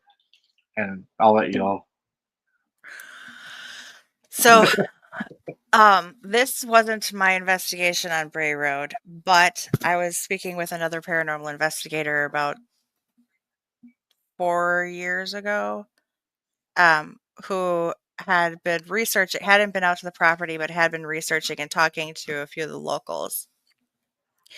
And this individual had told me, he's another paranormal researcher here in my area, and he said, "You're not going to believe it if I tell you," which of course I didn't. And I kind of like went, okay. Now that I've been looking into this, I kind of do believe it a little bit more that it possibly. He said that he was talking with a few locals and he had reason to believe that a resident in the area who had claimed that he had lived out in the area with his family for a long time, he said that it was his uncle that was this beast roaming around out there and that he was a shapeshifter. Um, didn't believe it at the time and kind of brushed him off like, that's crazy, that's nuts, like who's going to believe that? And now I wonder, like, could it have any basis behind it? Especially since originally it was always one that had been out there, and now with these dual tracks that have been being found more recently, I shouldn't say more recently, but more and more he's getting these dual type tracks. Hmm. And kind of makes you question, like, could it have been this uncle person? Could the nephew or another family member that was younger be following and something happened out there that there's now a legacy going on? It was Uncle Grandpa. It was what? Uncle Grandpa. Uncle Like, Grandpa? it makes you wonder also, what if, and this is a big what if, this is a rabbit hole for me. I'm not even going to say that I would even theorize on this, but what if what's happening to people that are sought out or imprinted on, what if what's doing that is actually somebody that knows you or your family? That's, I mean, that can go all kinds of ways. Disturbing. Oh yeah, yeah. Could go a whole lot of ways. Mm-hmm. Because a lot of people at Bray Road, they reported that this beast would be running and then it would just vanish into like a cloud. Mm-hmm. Yeah. I mean, there are things that he's gotten photographs of where he's actually seen, and again, this is why he doesn't show all of these photos. So he has a photograph of, you can actually see how large this creature is out in the field, and he took a bunch of photos all in session. He says he doesn't like to do videos because, of course, the videos recording it is always going to be a lot blurrier than when it comes to a photo, especially on a phone because of the pixels. So he will always take, he'll set his phone to take like bursts, just like with his trail cams. And he was taking photos, and you could actually see through succession of this large creature kind of moving into the back field, and then it just disappeared. It's not like it ducked down, could have ducked down, could have, hidden into the brush, but just disappeared. But again, there's plenty of photos that he has too from his trail cams where even in those succession photos that he has taken with the 3-shot bursts, you might have nothing in the first one, something obviously there in the second one, and then in the third one, nothing. And these aren't pictures that are taken like 1,000, 2, 1,000. These are 3 photos that are taken within like milliseconds of each other. So nothing is going to move that fast. Nothing is humanly going to move that fast. Right. Wow. So what is causing these things to happen? And could that be another reason why a lot of these people that say they set out deer cams and nothing's out there, they're not capturing anything, because they aren't able to take that millisecond photo in succession to be able to see what's actually happening and what's moving, and it is moving so quickly through. Yeah. I think also they can see them. I don't know if you've had the chance to do this yet. Do you have an IR camera? Mm-hmm. You do? Mm-hmm.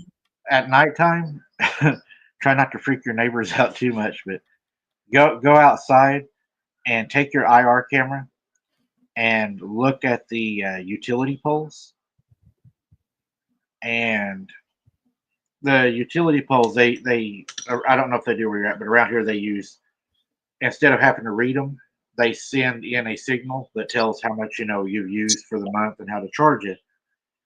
If they use IR inside of those to be able to work. I don't know the dynamics of it. My buddy does all that. He works for an electric company. And he was actually the one that told me to do this because he watches the show and he's like, I have a theory that if they're able to see the IR light, look through your IR, and whenever you do that, those boxes glow. Oh yeah. And I was wondering, what if that is their eyesight, is whenever they are looking, they're seeing, because IR, everybody knows the IR cameras work better the more starlight you have or the more moonlight you have. Mm-hmm. So you get to a full moon, your IR camera really doesn't give you that much of an advantage at that point. Your IR camera is really no better than a good camera at night. Mm-hmm. So that kind of goes back to the theory of them hunting at a waning or a gibbous moon, because at those points, at the half moon and rising, they have a really good eyesight at that time. I mean, they have a huge advantage. And then, not getting the action on a full moon, well, they don't have that much more of an advantage. I'm sure they still have the advantage, but it's not as much. So if that's really what's happening, maybe we're not catching them on our deer cams and stuff because they're able to be, and we think, that they are a higher intelligent creature, that if they are walking out there and it's in, their front room, it's not like, they're just as surprised as we are. I mean, they live out there. They know what belongs, what doesn't belong, what's been moved, what hasn't been moved. Mm-hmm.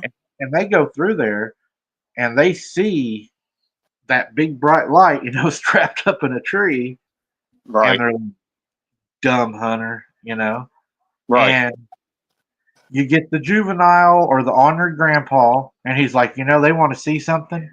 I'll show them a little something, Mm-hmm. I mean, I don't know if because I think that there has to be an honoriness to them also. I mean, animals, dogs, cats, they all have an honoriness placed side them. And if these things we put above them with a higher intelligence, then they would have I would guess, a sinister, dark kind of a, cat and mouse with this, like, I'll show them something. They're not going to give you the whole picture, but Mm-hmm. they're going to give you something because they want to be seen, they want to be recognized like all demons, and they want to have place. They want to be worshipped. They want attention. They want the attention. And whenever you're out looking for a cryptid, they get the opportunity to get the attention. To keep you guessing, keep you digging for more. Right, because if you keep coming back, you keep giving them place. You keep getting scared. They get to keep feeding off of your batteries, off of your equipment. I mean, it's a win-win. And then if they don't find nothing during the week to eat, and you show up and twist your ankles, and, Slip and fall. Yeah, I mean, you might be somebody's dinner. Okay, so I have a question then. So that would that would lead the thought process as far as cryptids like Sasquatch and the Dogman. But what about the situations where, like, he showed me footage or video, or not video, photographs of this Thunderbird-like creature that he actually caught flying over. And it didn't even look like the typical pterodactyl that people always say. It looks like one of the pterodactyl type birds. This looked like a dragon. Straight up dragon. It had the long tail, the scaly wing kind of thing. The longer head, it looked like it was actually swooping around for like a dive kind of thing. And you could see its tail and everything. It was... I would say that it would be very, very plausible because we know that not just the humans were messed with, that we believe and theorize on, that everything was corrupted. Everything, I believe, comes from the Nephilim to the Eliod.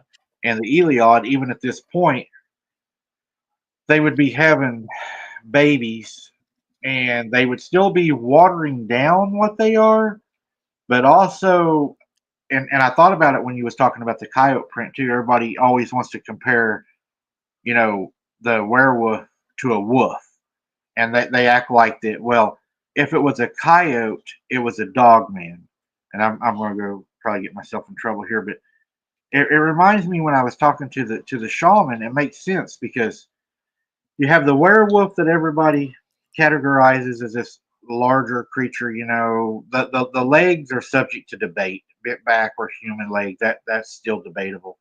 But you have a larger werewolf. You have the dog man. They say is more, the human skinnier size. But if you look at it, what if? And this is just a theory. What if? What if the reason you're getting the dog men and the werewolves is because the dog men are less full blood than the werewolf that came from whatever came from it all the way back to the Eliod to the Nephilim. It's all working down. Yeah, Scott Carpenter talked about that on in his book, saying that some have more angelic powers than others because they got more of that DNA in their system. Mm-hmm. And he really went deep on that in that book. We'll have to get Travis on here and dig deeper into that too. Yeah, because it's really interesting. Yeah, he said some can maybe camouflage yourself against a trunk of a tree like a Bigfoot because it has more of the angelic power still left in their system. And as it got watered down, they could do less than what the other ones could. Lee Jennifer says that she has something in her home that drains her batteries. Does anyone know what it could be or how she could get rid of it? I would tell you to rebuke it in Jesus Christ's name. That would be that's the best way to do it. Yeah. Till it has no place there, and rebuke it. And it should go. Witnesses reported the Bray Road beast, that whenever they would go talk about it, that they would be threatened by higher powers, authorities, to shut their mouth, not to talk about it. So that tells you that they're aware of what's going on. They know. Dogman is related to a lot to military bases. Every time somebody has a sighting of a dogman, they hear metal sounds. So yeah, I think they're a different breed. I think a dogman is just a completely different. I think they're all Nephilim, but I think they're a little bit. I think we've worked with them. In other words, Right. We've done our own tampering and our own right, experiments. right. Why does everybody see them around military bases? Right. Well, Yeah. I think they've been around a lot longer, but I think I do believe that the military is Messed with definitely them. yes. And I know we can't go far down this road, but I'm going to even. I was reading a thing the other night, and a guy was talking about, and I won't go far down this, but he said, "What if the so-called Greys or the aliens? What if they're actually just bodysuits for the fallen angels or the demons?" Yeah, that's a rabbit hole. Well, I mean that's I don't know. I really do think that, like these rake creatures too that we're seeing are the empty, yeah, or could they be the I don't know what's the word I'm looking for to explain it. Not the shell of a skinwalker or type, these entities, but Kind of like a glove. yeah, kind of like yeah. I don't Yeah, want to see what's under it because the glove is scary enough. Mm. yeah. The black-eyed kids are another whole deep rabbit hole there. I don't That's like talking about those. that's the neighbor from hell right there. Yeah, you ain't kidding. My Now, phone, my phone's getting ready to die. That's why I had to plug it in and go to without looking at me. okay. Okay. Now, I before you go off on some more stuff, I wanted to bring up and show everybody. So one of the stories that had happened just before I had showed up there. So I went out on a Sunday, and that Thursday when he showed up to the property, um, there's some photos that I had sent you of the hay bales, and anybody that um has done any type of work on a farm knows that there are certain ways that a hay bale like that is supposed to be stored. So when he showed up, this one, there was only one. This one was actually moved. And if you go, you could kind of see, so you see where the truck is parked, and then Right. right in front of the truck, that is where the hay bale had actually been sitting. There should be another one where I had taken a picture, where you could actually see where the ground actually was. There was Smith. dead grass underneath it, like dead ground, or the ground was empty underneath it. But Hmm. something had literally not only just picked it up and moved it, but you can actually see the way that had been sitting prior to on the ground. It was completely picked up, moved, and flipped. Wow. Right. Yeah, and those things they weigh a lot. Yeah. So that was one of the things that really had him confused. And it was just the one. And that particular one was in the section in which he had a couple of cameras set up because he had activity in that area. That's actually one of the areas that, with a lot of the stuff that was going on, but nothing was picked up. It was, hay bale was there 1 minute and then completely flipped and moved the next. I don't know if you remember this or not, but I didn't know the story behind the picture when you sent it to me. I just knew you sent me a picture of the hay bale. So now that you've explained to me what happened, Mm-hmm. do you remember the encounter that was sent in to me a few weeks ago about the hay bales and the kids that were taking the hay bales and rolling them into the woods and what was happening? Or did you watch that one? I watch all those videos. Yes. Sure you do. At least I hit the like button. So so I work full time. Okay, come on. so did you watch that one, Scott? I watch all of them, Mike. Okay. Make a Yeah, comment and also like them. I remember a video about the bales of hay being rolled. Right. Well, thank you, Lisa. At least somebody listens to my work. There was a lady or a boy or a lady, somebody had sent in an encounter to me, and I'd just done it just a few weeks ago. And they had the bales of hay, and the kids were being ornery, and it started out as they were just being ornery, rolling the bales of hay from the field down into the woods that was aligned with the field. They would come back the next day, the bales of hay would be put back out where they were supposed to be. I do remember that story now, yes. So they rolled all of them down there, and it ended up being some pale looking creature that was similar to a rake that was actually didn't want their hay, I guess, in its woods, or it was putting the hay back to keep them out of the woods from coming and getting it, maybe. I'm not sure why.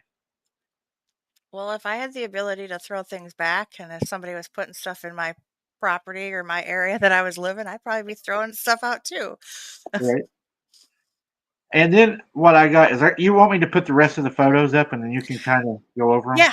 Yeah, you can do that. I got some photos. I don't know. Okay, I'm going to put one up now that I have labeled as uh, large bipedal canine print. Okay, so when we got out there, he was driving through and he has a whole strip that kind of borders through around the property that he keeps dug up. So if anything walks through it, he can get actually prints or whatever and check them out. And when we arrived, this was all freshly like tilled up dirt. And he ended up grabbing the measuring stick to look because he called what he described this one in particular as was the fist. There is a definite imprint. It looks like it almost might have been using its like front hand area and it just kind of scooped up. And it's very hard to tell how it actually printed in. So is that stick? Is each one of those colors an inch? If so, Yeah. that's 6 inches. Yep. Yeah, Yeah. that's what I was going to say. An inch on each one. Yep. So that's a good size print. So he thinks what has happened is one of these wolves that are out there did something and it can't really use its hand or it basically kind of walks or maybe it's its back paw, but he calls it the fist. And it just kind of like digs into the ground when it's walking or climbing around. Well, if it's on all fours, then the two arms become. You would have to fold your hand into a fist in order to run. You can't. I mean, you know what I'm saying? Right, which is why he calls it the fist. Yeah. Yeah, that's what I'm thinking. That maybe it was on all fours and running through there, Mm-hmm. and got the knuckles in the scrape. Right. So here you could see these smaller prints. Those are actually the deer prints. So there was a deer out there, but then there's the fist print in there. And it was 6 inches by 4 inches. Wow. Is what he ended up measuring it as. That's a pretty big print, ain't it? Yeah, it is. Especially if the fingers or digits are turned into a fist like, or to make a paw like. Mm-hmm. I was even looking at it compared to his feet. Yeah. Oh yeah. That thing's big. And then I have the next photograph. I labeled it stick because I wasn't sure again what it was. Okay, now this is the one that I wanted to see if any of the viewers could see anything because I didn't really have a whole lot of chance while I was out there. He was showing me that this whole area here had actually within a 2-day period, all of the trees were completely snapped off from about 5-6 feet down or 6 feet up. And while I'm standing out there and he's talking to me, I saw a glowing orb through the lights. And I said, "Is there a house on the other side?" He goes, "No, this is all farm property. There's nothing over there." And I'm kind of looking around and I'm going, "Why am I looking around?" I grabbed my phone right away and started taking pictures as I'm talking to him. And I look and I can see the street lights way far out to the right distance, and then there's another farmhouse past that, but that is all open field and then more trees. But I saw a very bright orb light that actually lit up on the other side of the field. Hmm. And so I started taking pictures. And he's like, "What, did you see something?" And I'm like, "I don't know." So I took those pictures, and I hadn't really been able to like go through them, but there should have been like 3 I think I sent you that could have been all. I was just kind of sending them all Yeah, I've one got. ahead. I have one more. The other one wouldn't download it. I named it Trail Cam. I thought it was a trail cam. Now those are the pictures of, yeah, the area where, yep, so I had moved just to get out from underneath that tree, and so right You can tell. past. You can tell something went through there by looking at the grass. Uh-huh.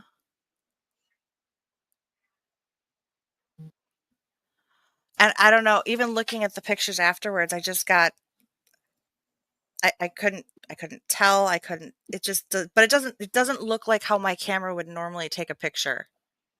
Right.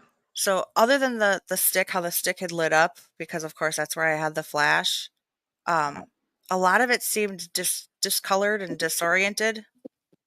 So that's why I figured I they were from the day that I went out and interviewed and investigated. So if there was anybody that actually might have saw something in the photos,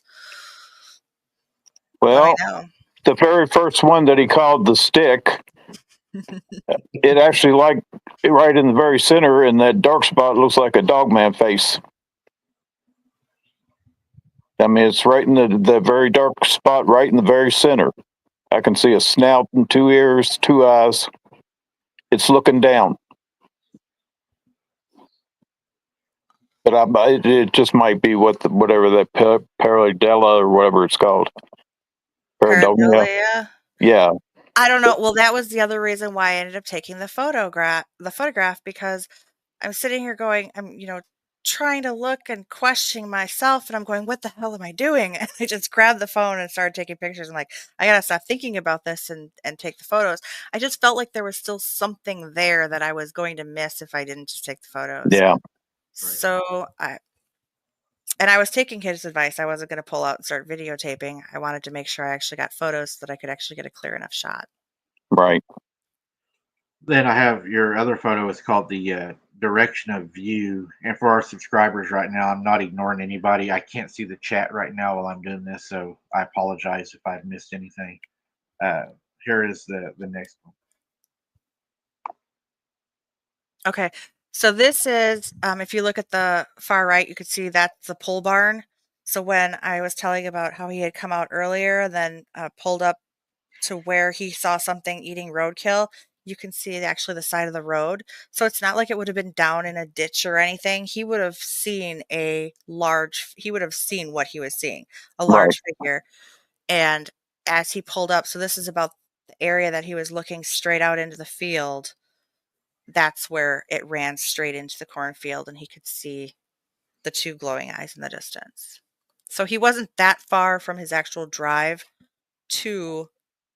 So this is about the distance. So the first one, the first pull and the second pull, that is where, when he pulled out of his drive, that's where he was actually seeing something on the edge of the road eating roadkill. Yeah, and like you say, there's no ditches. Mm-mm. Wow. And again, it's got plenty of cover. It looks like that corn runs back to like a wooded area too. So I mean, you would have an escape route too. Well, that wooded area in the back, I think it's kind of for privacy and drainage too, but and wind blockage and all the other stuff. But just like from looking at the aerial view, you could see the difference between the fields and then the tree area. And he said he could Right. cut that all down too if he wanted to, but why? Right. Well, a lot of people that have a lot of acreage and cornfields, they'll let trees grow up on the property line and use that as a marker for their property. Mm. That's why you see a lot of trees, and you're like, why would they have trees right in the middle of a cornfield in a straight line? But I think it's because they use it like a fence.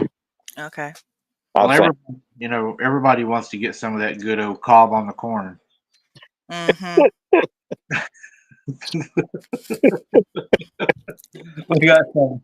We got some prints in the snow that you sent too. Oh yeah. So I was gonna talk about this as just an example.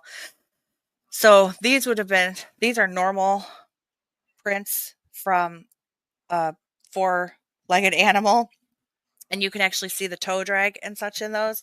In the um, pictures that he showed me, it was probably every other foot was a footstep, and then there was no toe drag. Hmm. And in this one, this is actually where he actually got the image of the dog man that I was talking about, where he was taking those photos in succession. If you could see where he would have been standing in the corner between the two discolored to the right, the two fields right there. Right. And then the image, the dog man, was actually between these two trees in the middle of the screen.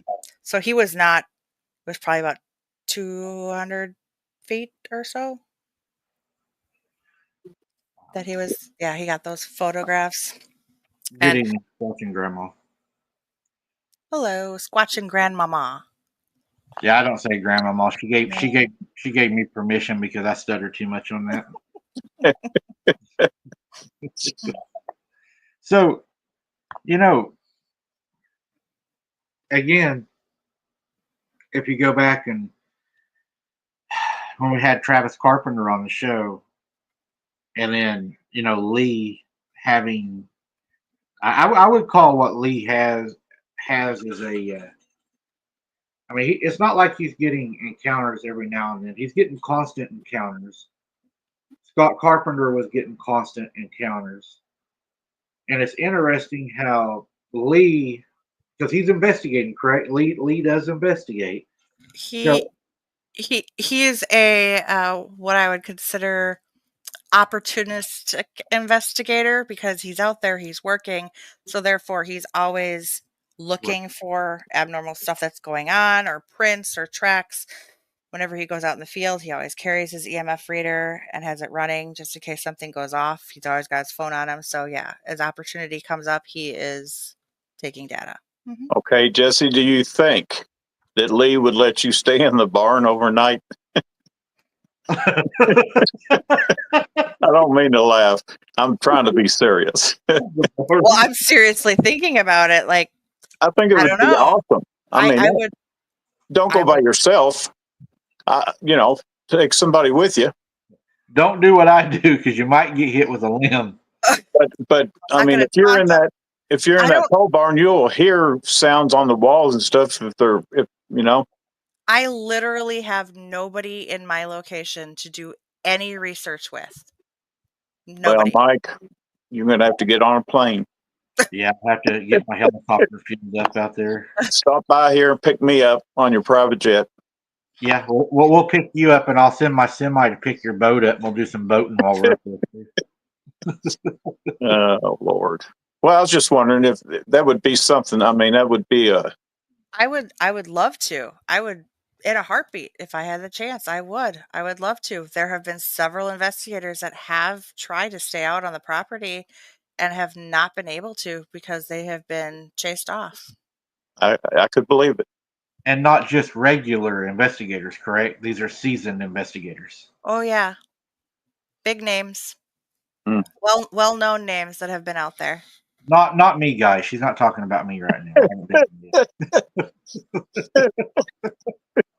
but, Oh, it's weird to me and kind of weird, but how they followed Scott Carpenter home and Lee hasn't had a hitchhiker yet. I find that pretty interesting. Is why do some of them go home with us and why do some of them not? Well, could it be that it is his property and that he does stay out there and he does leave and he comes back and forth? So would it necessarily be a hitchhiker if he's going to be back the next weekend and just is gone during the week? And if you can't give this information out, don't. But is the second place he stays at, is it in town or country? That I don't know. I just know it's in Illinois. He's a fib. I'm just joking. Sorry, Lee. It would make you almost think that maybe his other house is in town, and whatever it is more comfortable being in the cornfields. And Well, yeah, that could you know, be. Well, the other question that I had thought of after, again, listening to some of the Scott's and reading through Scott's books is the question of there have been things where they've tried to do things to get rid of this. Could it possibly be that whatever is out on this property, because of this property being so old, and again, leading back to Lee's stance on investigating from the Native American aspect of the land and the property and history that way, could whatever is out there actually be tied to the property itself and not something that could just be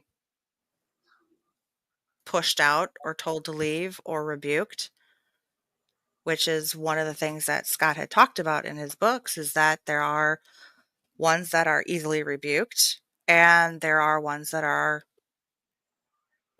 tied to the land and are stronger and have I don't remember the exact words that he had stated, but me and Yeah. Travis spoke about that a little bit, and he was talking about, it depends on your faith. If you have small faith, you can remove the smaller ones easier. But when you get into the stronger ones, it takes a lot of faith, a lot of knowledge, because I mean they were there whenever the Bible was written, so they have that firsthand knowledge to where you can. If you don't know what you're talking about, you can get yourself in a whole lot of trouble if you challenge them. And I've been told, and I don't know if a lot of people believe this, but I was always told by preachers and stuff that when you come against something like that, you don't challenge it unless you're a preacher that has a lot of authority and knowledge in this. The best way to do it is just rebuke it in Jesus' name. That way, you let Jesus take care of it for you. Because if you go out and you challenge something, it may turn around and challenge you right back, and you don't want to be the loser in that Might, confrontation. well, it might smack you in the face with a branch. I was going to say, like, threatening to cut a switch. And, yeah, don't threaten to switch it. Oh, yeah. It's interesting. I mean, nobody's been documented been hurt by this creature. But They again, said most of the sightings were 1980, 1990. well, that's when most people were out. Yeah, when they first started getting more reported and more investigated. But I mean, pretty much every year there's something else, another passerby. So tell us a little bit, and I know our viewers are going to want to know about this, but tell us a little bit about whenever people think of Bray Road, they think of the Beast of Bray Road, they think of this werewolf, this monster, but there is other aspects to that property and other things going on out there other than just seeing a werewolf, correct? Yeah, I already talked about that. You haven't? No, the mist. Where was Mike at when we were talking I about that? know, right? Oh, The mists. Well, yeah, the mists that are showing up are in the photographs in the trail cams. So when it had started out that Lee would actually pick up like deer carcasses and stuff that had been hit on the side of the road and put them out in the field. And then he would set up his trail cam. And a lot of the trail cams trail cams were getting mists that would come through and cover up the view, anywhere from a black foggy mist to a white or a multicolored one. Um, and then these carcasses would be moved and gone. But not just the mist, and the lights, but there have been he's captured UFOs flying over the area, like actively flying over through even the trail cams are picking up UFOs, saucer type ships kind of things, flying over the property, not just orbs, but Because he has things happening in the sky out there too, right? yeah, the UFOs and the orbs and like when he was taking me out to do when he initially took me out there, he had the EMF reader going and he was explaining the different levels of the EMF readers and what to be aware of. And if you looked at the aerial view, you would notice that there is nothing out there. There's no electrical poles crisscrossing against the fields or anything. It is just completely open field. So there should be no EMF readings whatsoever out there. And as we were driving out, the EMF reader went off and it got to like 21 point something, which was, it's high. It Oh, shouldn't only be yeah. 4. At the very most, it should be 4. This was at 21. And he had shown me video clips of him getting readings 1400 to 1600 levels that high. Hmm. That he should be dead. Right. Yeah, That, those are That's life. danger. Yeah. um, so now when he investigates and he goes out, or well, not invest, but when he goes out there and the EMF reader goes off, he will grab, again, he has his phone in hand, he will grab his phone and start taking pictures of the sky. And I didn't understand it at first until we got back to the pole barn. He was showing me that when the EMF reader goes off, what they were discovering is taking these quick photos in succession again into the sky, they were getting things like saucers flying and lights that looked like they were spinning in circles from Hmm. the sky. Things that would be blocked out that you wouldn't be able to they would look straight up and they could see the sky for what it was, but the phones and then the cameras were actually getting things actually blocking the sky, like they were actually getting still images of something in the sky that they couldn't see with their human eye that looked like saucers flying over. Wow. And I folks, mean, this large. content is for entertainment purposes only. Just putting it out there. Since we're knocking on the door of things that we shouldn't probably knock on the door of. UFOs, not drones. Yeah, but it's hard not to talk about the full story. It's hard not to be able to dive into everything, and that's frustrating because it all goes together. Right. Right. You know, it makes me wonder things. It makes me wonder, like, you're in your car driving down the road and this thing's in a mist. I mean, how many times have you been driving down the road and all of a sudden you drive through an area that's got a mist and there ain't nothing else? I mean, what are you driving through? Is it a mist? Was there something going on there before you had just passed? Mhm. Right. Well, here's another thing, another set of photos that he was explaining to me that, again, because he has his cameras all set up to take these photos in succession, very quick succession, he gets things that, again, normally I wouldn't even think to take pictures that quickly. But because he's getting these, one of the ones that really stuck out that kind of raised a whole nother level of questions for me. The first video or the first photograph that he showed me, it was just the field. It was at night. It was like the black and white photo of the night vision. And looking at it, you could see almost like a streak Hmm. from top to bottom. Looking at an individual photo like that, you would think nothing of it. It's like, oh, probably a glitch or something on the camera lens, something like that. And then he showed me the additional 2. And it wasn't until I saw the third one, I'm going, wait, that did that streak actually move? He's like, I'm glad you said that. Uh, Hmm. he had a friend of his actually overlay the image on top of each other, all 3 of them. I kid you not, there were 3 separate beams. It almost looked like something, and it wasn't like it had faded from top to bottom or anything. These were solid beams of light that was coming straight down, and it almost looked like something from the sky was um, like laser pointing, maybe searching for something, but there were straight lasers that were coming down from the sky, hitting the ground. And he had another person actually analyzed the photos and had asked about it if it could be a glitch in the camera or something like that. And he said no, that these were actually something that was creating a strong light beam. Hmm.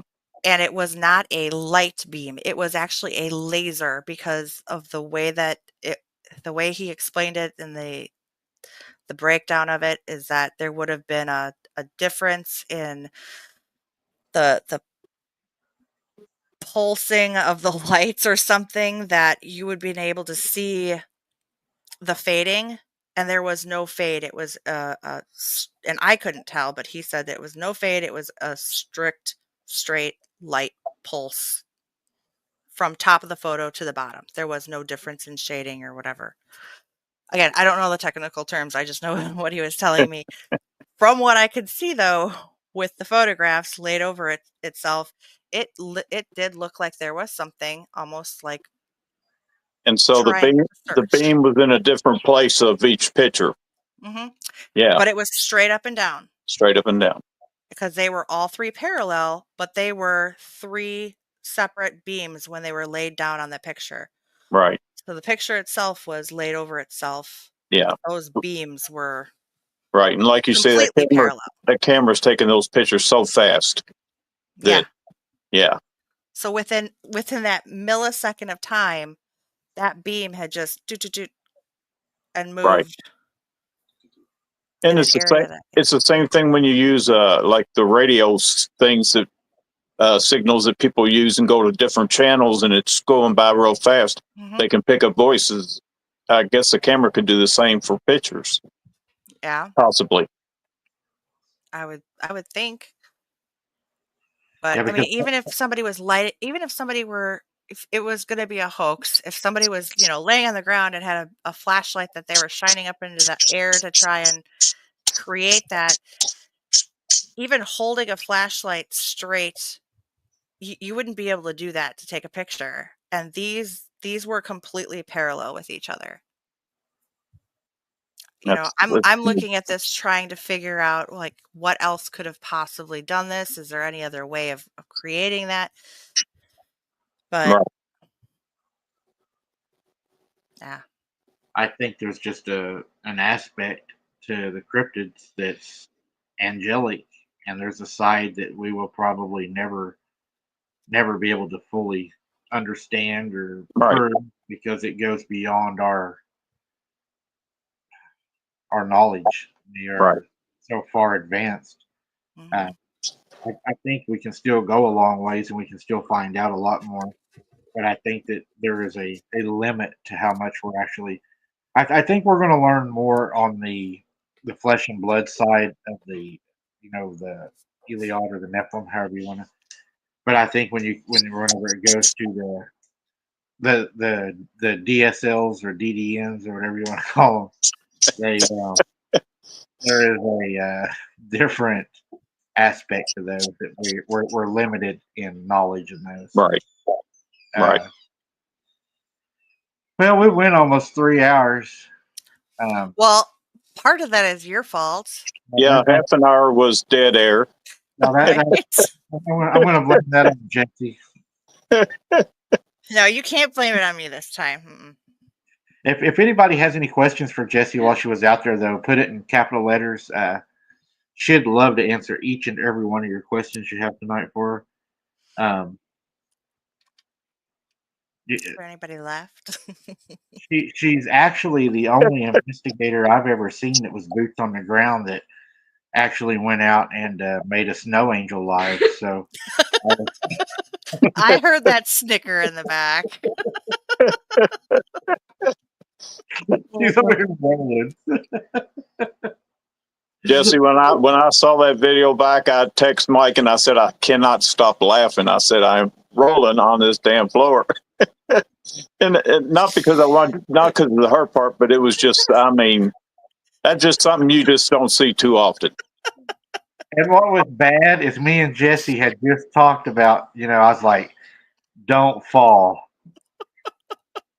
Yeah. As if Well, she did. I'll tell you what happened. A Bigfoot had a bottle of water and it poured it on the ground before she walked up there and she stepped on that ice instead of snow. And then Jessi goes and totally redeems herself. I think for Christmas she needs some knee pads Yeah. just in case she does that again. Yep. We're going to have to get her that thing. I seen a thing today. It actually came across my Facebook. They're making it in China or Japan. And whenever you fall, it inflates around you. Have you seen that thing? No. Yeah, they're making it now for in Yeah, China. that would work in snow so you could slide on down the hill. Yeah, you can just you be like a snowball. Be like a Michelin man going down the damn road, down the field. I don't need no airbags. Well, I don't know. You got to limit how much red meat you eat because it can really incapacitate you, especially on stairs. So Well, I don't eat any red meat, so. no, you don't have that problem. But I know a guy, and I'm not going to say his name, but I know him really well. And well, it's not red after you cook it, so yeah, you don't eat raw meat. that's the difference. Yeah. Yeah, Jessie don't eat raw meat. She cooks it so it changes colors. I don't eat. No. I don't eat poultry. anything with a face. Or I a eat cat. poultry. I eat chickens and turkeys. Do you? Okay. Yeah. And pheasants. Yeah, there's a vegan and then a vegetarian. That's two different things. And Well, like I would still not be considered a vegetarian because I do eat like Chicken and like fish bird and fish and yeah. Yeah. I don't know what that's called. There's probably another term for it, but Yeah. So if somebody what did she say? What is it called? she called you, I think a pescatarian. Oh, I think that sounds right. Yeah. So if somebody put a T-bone steak in front of you and a baked potato, you wouldn't eat the steak. Not if it was red. No. Yeah, they're Scott, I don't know about that. There's something wrong Can't with even her. be pink inside. I don't Mike, know about that. you eat your steaks pretty rare, right? No, well done. Oh, you do like okay. Oh, Yeah, see no. now I I don't like eat. hey, Chris. I don't eat Sarah's steaks, but I husband, know he how to. eats raw. Bloody. Yeah, that's who it was. Yeah.